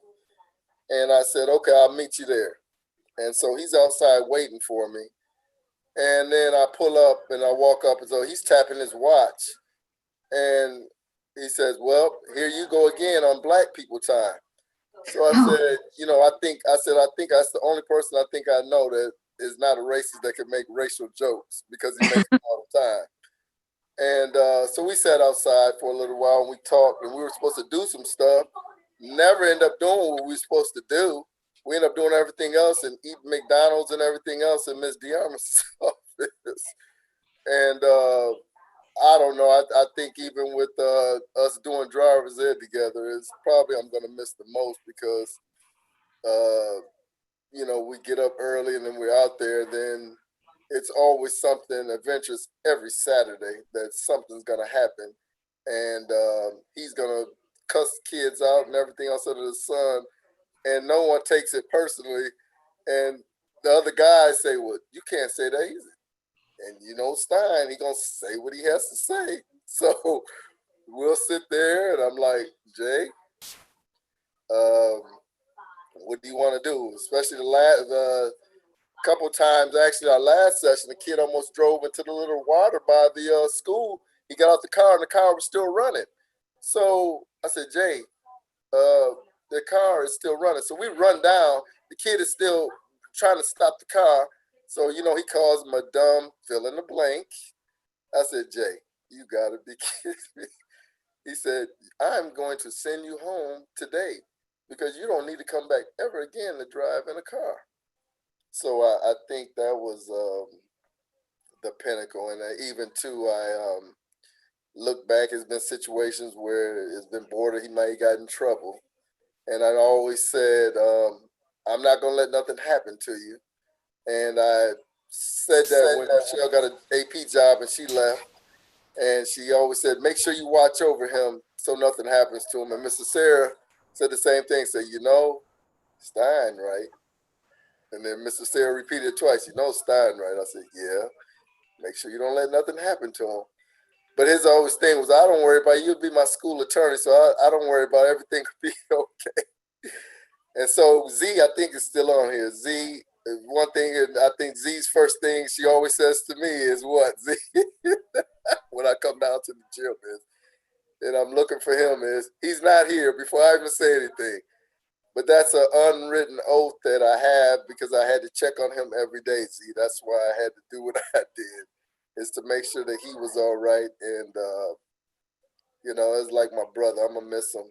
And, you know, even just him, the way he cares about everybody and the kids and, you know, the bondage that even, you know, you guys have, the three amigos down in the gym. You guys have a bond like no other. And I think it fulfills my day, you know, just to see you guys and make sure everybody's okay and we laugh and joke and have a good time, Z and Megan and Jay. And I'm going to miss it, you know, tremendously because it's not going to be the same with him not being at the school and us doing driver's ed on Saturday mornings and the athletic department and everything else, and just him nonchalant and everything else, what he did, and him also being a cook because he always told me that he was a good cook, but then he would say, well, I'm going to make you something. He'd go down to Goodman's and make his daily lunch and make me something too sometimes. I was like, damn, Jay, you can cook.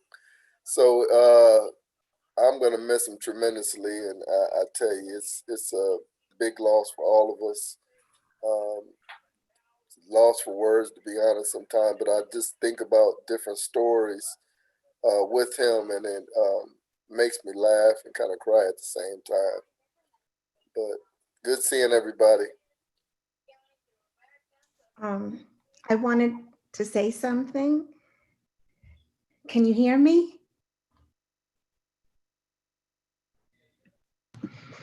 We can.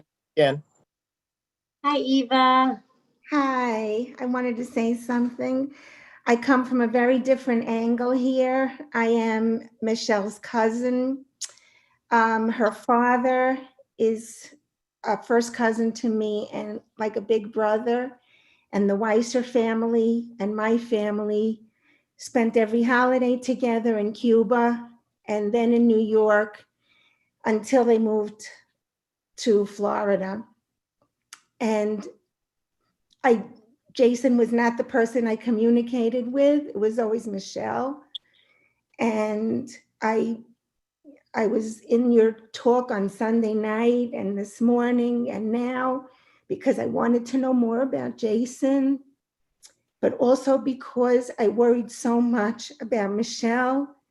And I worried that, you know, I'm not in the same place as she is and that I can't help her through this time. And I was just so worried that and feeling badly that I'm not there for the girls and for Michelle. And let me tell you something, I am so glad that I was witnessed all you talking tonight, because you are a family and I have nothing to worry about. You guys are great. You keep saying how Jason was a blessing, a son, a brother. You guys are a blessing to this family, you know, and I just want you to know that I think you guys are incredible, and I wish I lived in Coral Springs. You know, it's like, We wish you did too. I wish you did too. Come on down. but I'm talking about these strangers I never met, and I feel like I you know, want to book already. You know, too. the I family. want you guys to be there. Come. We Oh, got some empty rooms. I love you guys so much, and I I love know I'm you. not there physically, but you know, I'm there in my heart and in my head. And I just want to thank everybody for the important role you play in the Stein family. Thank you all. I'm kissing you virtually. I just think you're an amazing group of people. That's all. I love you, Eva. We love you. I love you very much. I love you. Hi, Michelle and the girls. I'm so sorry about Jason. Guys. I was a PE teacher at Taravella when Jason first came, and after a couple of days, he had gone home, and I needed to get an answer for something, so I called home, and Michelle answers the phone, and I said, "Oh, you must be Michelle," and she didn't know who I was. I said, "I'm Jack McCallick." She goes, "Oh, he told me about you." McCallick, can I interrupt you? We want a good one. Hey, we want a good We one. want a good one. You have a lot. No. The good ones can't go on.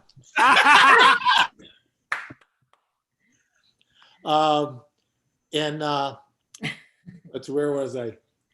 Michelle answered. Oh, Michelle answered, and I said, "I'm Jack McCallick," and I said, "We're so happy that your husband's at Taravella in PE." I said, "He's such a breath of fresh air." And she goes, "You talking about my husband, Jason?" I said, yeah. I said, we're a little stuffy here. He's going to loosen everything up. Oh, God. I just been in a state of shock ever since this happened. I'm old. I've been retired 10 years now, and I've been away from you guys a little bit, except for the parties and the get-togethers. And I missed them a lot before, and now it's just compounded. He's such a good guy. You could tell by what everyone says, he's not going to be forgotten, and we're going to miss him. We're going to miss him. We love him very much. We're here for you guys. The beauty of Jason is that he made everybody feel like his family and his best friend. And it didn't matter if you didn't see him for a long time. The minute you did, it's like you never didn't see him. And he just wonderful, wonderful guy. We're here for you guys. You know that. And I told Alana, and I think I texted you, Michelle, that our hearts are broken, but we're going to smile every time we think about Jason, because he always brought us happiness every time we saw him. So we're here for you. Oh, we loved him very, very much. And Jack, I think he had quite a few Jack stories too, but we'll save that for another time.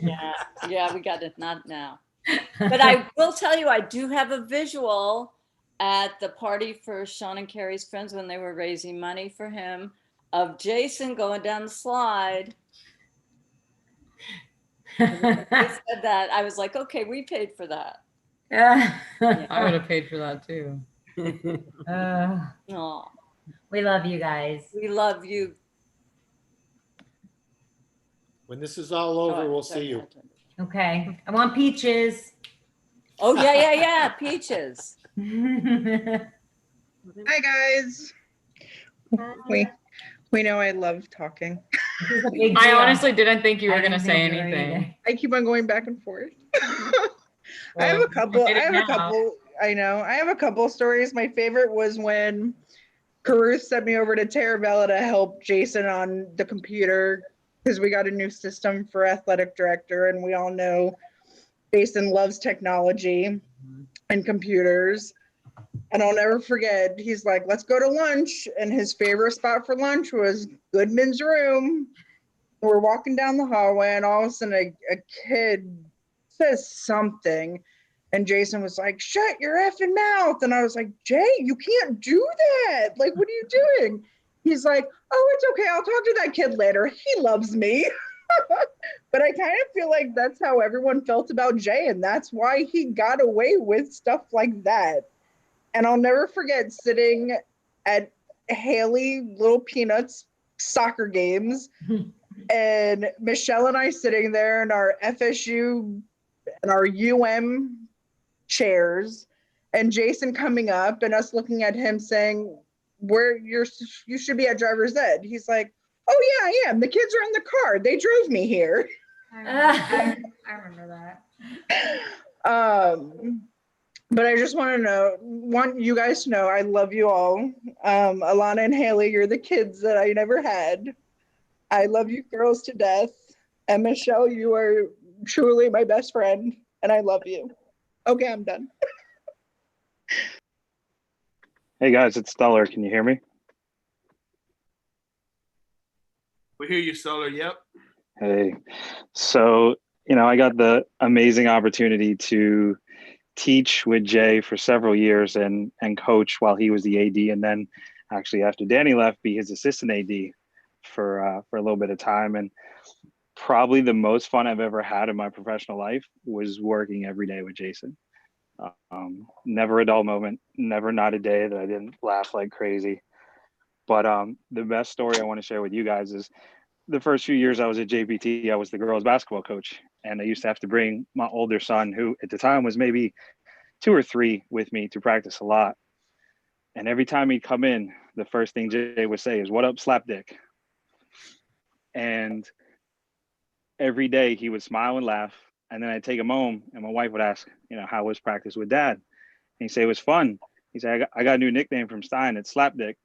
And every single time my wife would look at me and hysterically laugh as if it was, he's the only dude on the planet that could call a 3-year-old Slapdick, and everybody thought it was funny. But bringing Jax there every day was so much fun because he always had a built-in babysitter. If I had an important game or an important practice I need to get through, all I had to do was yell Stein, and boom, I wouldn't see my kid again for another hour and a half. Now, I might not know where he was. He might have went to 7-Eleven with Jay on the golf cart. He might have went actually to Jason's house. He might have been out on the baseball field on the gator, sometimes letting him drive in his lap. But I always knew he was in good hands. And every time he'd come back, he had a hell of a story to tell me and a big smile on his face. And even to this day, even though I still work at JBT, but I don't coach anymore, every time I go for a game or an event and I bring Jax with me, the first and only person he asks for is Jason. So that was his little kindred buddy for life. So I loved him. He was a hell of a dude, and he'll be dearly missed. That's for damn sure. Yeah. Kobe. Loved your sons. Thanks, Stella. He did love you guys. He did.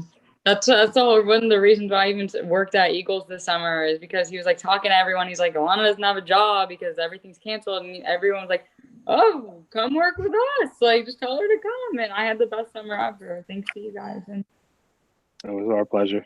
Anytime. And we're here for you guys no matter what, whatever you need. Thank you. Thank you. I want to just say a few words about Jason. I had a different relationship with Jason because he would come into the guidance office. He always wanted something to assist one of his athletes. He would bring them in there. And one of the rules he knew was, okay, you can bring the kid in and we're going to help him, but you can't curse in the guidance office. You just can't do it, Jay. And he was wonderful about it. He would come in. He wants to do it. He truly wanted to. But he would hold it back because he knew that he wanted to get that schedule changed or help the child in any way he could. So, one of the things I look at when I think about Jason is, if you guys know how much he loved to curse, and if he had to not curse just to help a child out, that definitely to me means that the kid meant so much to him. And to me, that's all I can tell you is I love him. I got to hang out with him at Mr. Weaver's birthday party. So that was special. That was wonderful before all this insanity happened. And we just love Jason. Thank you guys. And I love you, Alana, Haley. Haley, I mean, your mom and I worked Saturday detentions together forever. And I remember her bringing her little babies sitting right there. We had our food every day, and Alana would come. Alana stopped coming, but Haley kept coming. And it was just, so I love you guys. We love you.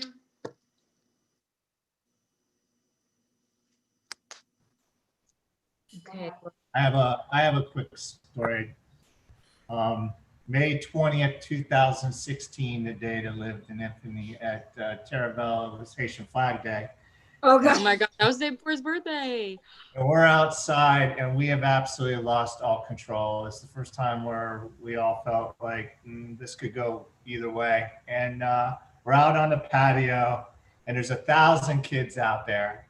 And we're trying to figure out what's the best way to handle this. So we're dug in and we're just like, we're not going to call the cops because we can figure this out.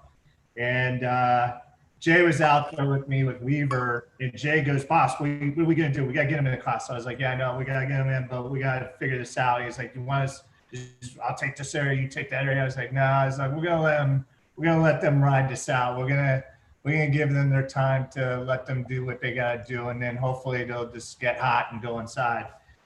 So I walk away with Weaver because the kids were moving around. And next thing I know, I hear this, ole, ole, ole, ole. And all these kids, every picnic table from the patio end, there's kids on every table. And right in the middle of this is Jason Stein on the picnic table with a Haitian flag waving, doing his ole, ole, ole. And I gotta tell you, I really, to this day, think he absolutely diffused the situation on his own, because once he did that, it just, the whole vibe and the whole feeling of that event changed, and we were able to, get him in eventually. It didn't happen right away, but that was my last day of actually working with him at Taravella, and it's a day that I will never forget. So wanted to share that story. That was the funniest day ever. Mrs. Sarah, that was also the day, you remember what that kid said to you in the hallway? I think that's the only time I really saw you actually get upset. Yeah, God, this freshman came running up outside, and I'm with Weaver, and this freshman comes up to me and goes, Mr. Sarah, I'm not recognizing this kid. And he goes, I want you to know that this is the day that the student body took GP Taravella over. And I looked at him, and I looked at Weaver, and I'm like, what did you just say? So we kind of lost our mind at that point. That's when things kind of amped up. But that was a horrible day. Woof. But Jason was 100% in the mix the entire time, walking, chasing, and getting him. It's somewhere. It's got to be. But at any rate, unless there's anybody else that wants to say something, the girls and I, it's been a very long. It's trying to figure it out. I think Big Rick will get a talk, Michelle. Oh yeah. I'm trying to figure it out. I'm sorry. We're trying to figure this out. Can you guys see me? We can see you. We miss you. Can you see me? Yes. You can see me? Yes. Oh, awesome. Well, Michelle, Alana, Haley, you guys know me. I'm not much of speaking. I'm a very, I guess, difficult person, I guess, in my own way. But Jason Stein, to me, meant a lot. From the very first day I met him, and I can truly say I loved him. And I don't say that about many people, but I truly love Jason. And I just really have to say that, okay? I'm not a person to get emotional. I'm really not. But I love Jason Stein, and I know a lot of people on this chat don't know who I am because I didn't open up to them. Very few people I do. But Jason, since the very first day I met him, I let him into my life. And he'll always be part of my life. I love you guys. We love you. We love you. Love you. He loved you guys. You guys were the best neighbors ever, except for South Sonia. You Right. guys too. And We miss you guys so much, and we love you. And Jason just loved you guys as if you were his own family, and those boys were our own boys, and he right just along loved with you. the Ramirez's, we spent every holiday at your house. I know, it was so. And we just loved our Puerto Puerto Rican There was a family. Puerto Rican theme there, so there was two Puerto Rican. Puerto Rican. Italians very close. Very. Oh, it's just so overwhelming right now. It was glad to see everyone It's so and great. share this moment. We love you guys. Love you. We want to give everybody the opportunity to speak. So if you do want to speak, please go ahead. I'm gonna come on camera here. I just want to send my appreciation for everybody in the YouTube chat. I've been monitoring and seeing everybody's kind words, and I just wanted everybody to know that I will certainly share them with the family. It's been a real honor to be able to kind of facilitate this. You know, I told Michelle this earlier today, and I work at Coral. For those of you who don't know me, I'm the deck advisor at Coral Glades. I know some of you. I had the pleasure of meeting some of you earlier or previously. When I first met Michelle, she's gone on record saying that she really hated me, and she never really wanted to hire me at Coral Glades. And the one thing that I always think about, and the one thing that I think predicated our friendship, is she always would tell me that how much I remind her of Jason. And sitting here and listening to all of your guys' stories, and I know the antics that I pull, I could certainly see why that's the case. So it really has been an honor to be able to help and facilitate in this. And again, I appreciate everybody in the YouTube. And I just wanted to give those words. We love you, love Goldie. you, Thank Goldie. you so much for doing all of this. You know, I would never have been able to pull any of this off. Oh my God, no. And it means the world to us. You guys, And you're important. Sorry, go ahead. No, you know that you're so important to us, and we love you.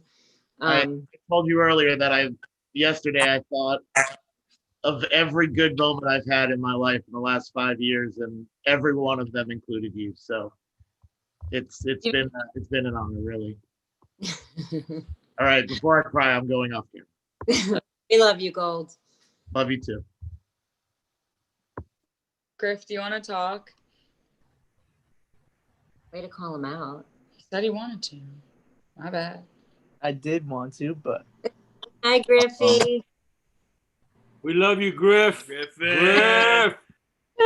Hey, Griffy. So. Hi guys, it's I me. haven't really been able to wrap my head around a world where Stein isn't in it. Me too. He was like a true second father to me and my siblings. And I'll just never forget the moments that we had. We got super close when I was at Taravella. I got to hang out with him every day. He used to call me out of class so that we could hang out. And he was really part of my friend group. And every single time that Stein came over, all of my friends wanted to come over. He's one of the most special people that I think I'll ever meet, because there truly will never be another Jason Stein. The way that he can connect with every single person that he meets is truly incredible. And I just feel terrible that we have to lose someone like that.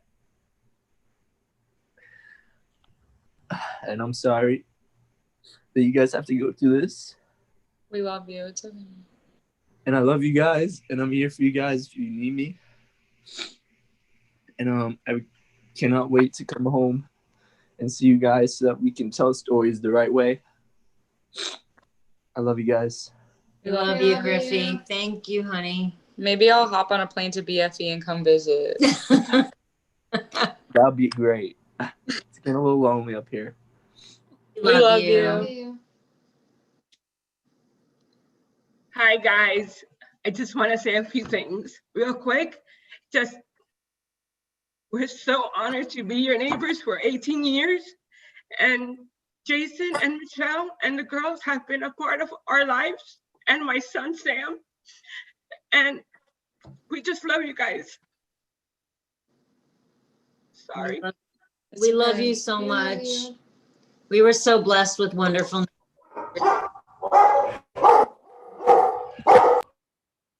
Hi, Duke.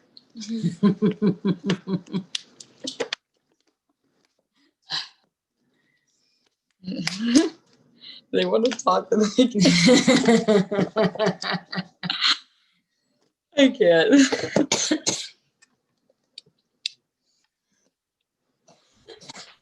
That's Duke and Lucky saying how much they love Jason.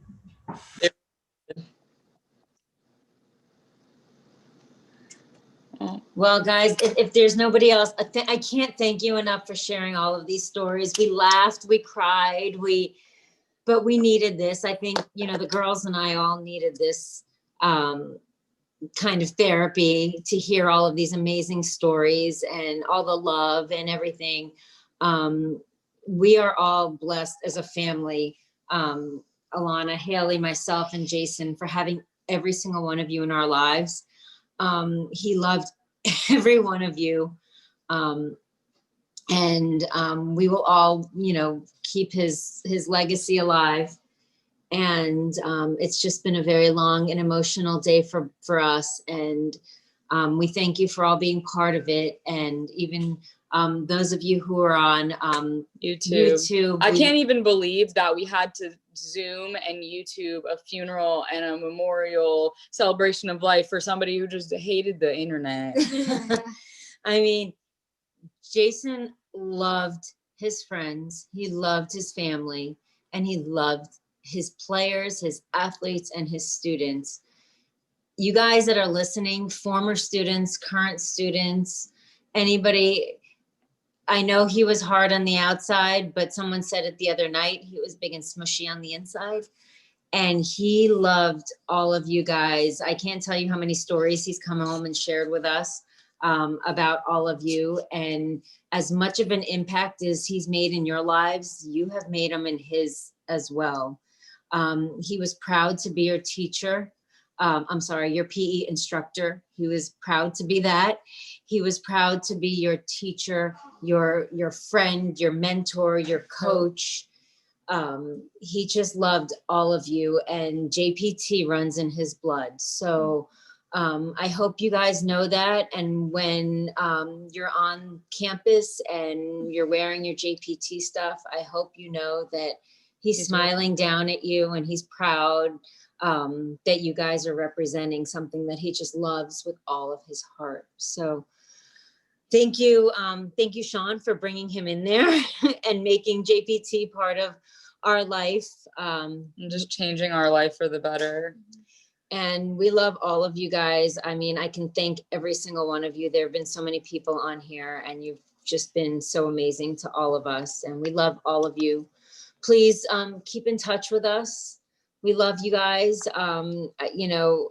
Being around you all makes us feel closer to Jason. So please keep the stories coming, the text messages, the pictures, the videos. The videos. We love those videos. And keep in touch with us, please. No matter what, if it's through social media or a text message, we love hearing from all of you. And we love all of you. So thank you all for being part of his life and our life. And hopefully when it's safe to gather again in large groups, we want to try to get over to Taravella and to the baseball field, which is his favorite place where I grew up. My sister grew up. My mom spent so many days and hours there. And we want to try to celebrate him the best way we know how, and we can get all together. So stay tuned for that whenever COVID decides to release itself from the chat. But I hope that's sooner rather than later. But I just wanted to say, I know I spoke earlier and a lot of people missed it because the YouTube cut out. But I'm so grateful to my mom and to my dad and for picking just the most excellent friends so that we have just such excellent people in our lives, because truly, as awful as this situation was, we had like 15 men come through this house and be like, we're going to be able to physically be your dad when your dad can't physically be there for you. And I don't think you understand how much that means to Haley and I, because it's awful. I was telling my mom the other day, and I know I'm not technically a kid anymore, but there's always that saying that like parents should never have to bury their kids, but children should never have to bury their parents either. They shouldn't have to worry about that until they're like, parents are old and like about to fall over. So this time has been so hard, and especially with Haley just starting school and me just starting and my mom having just starting work and everything so crazy. And we just really appreciate everything that all of my parents' great chosen friends have been doing for us. And even all of you that may be watching on YouTube that may know him, my dad or myself or my sister or my mom, just because you saw something on Facebook or you saw something on social media. I think it's a true testament to who my dad was by the fact that every time I've opened Facebook since Thursday, his face has been the first thing I saw. And I think that every day, like my dad's never going to be able to physically be with us. And although that tears me apart, I think that it's great that I can carry him with me. And I was saying the other day, unfortunately, I have a friend whose dad passed from COVID a few months ago. And I was talking to him and I was saying how I saw a blue jay outside my house. And I was like, my heart has just felt like someone ripped it out of my chest, broke in, left it there. And I felt so empty. And I saw the blue jay and I felt whole. And he was saying that he's been seeing blue jays ever since his dad died too. So all I'm going to say and leave you on this note is that whenever you see a blue jay, think of my dad and think about all the amazing things that he's brought to this world and to you and to your families and to all the people just in this community everywhere, because it's just, and hug your families, please hug your families. Tell them that you love them. But we love you all, and we really appreciate every single one of you that's watched or tried to watch. I know we had some technical difficulties this morning and we just couldn't fix on the fly, but I just really wanted to say a heartfelt thank you, because this week was unimaginable, and I don't ever wish this on anybody, but like we could not have made it through this without every single one of you, with the texts and the things you've sent and the kind words and stopping over here and the hugs. And it's so surreal, but we love you all. And if no one else has anything to say, it's been a long day. So we love you all. Good night. Thank you Good for night. being. Love you too. Good night. We love you guys. We love Jason. Stein strong forever.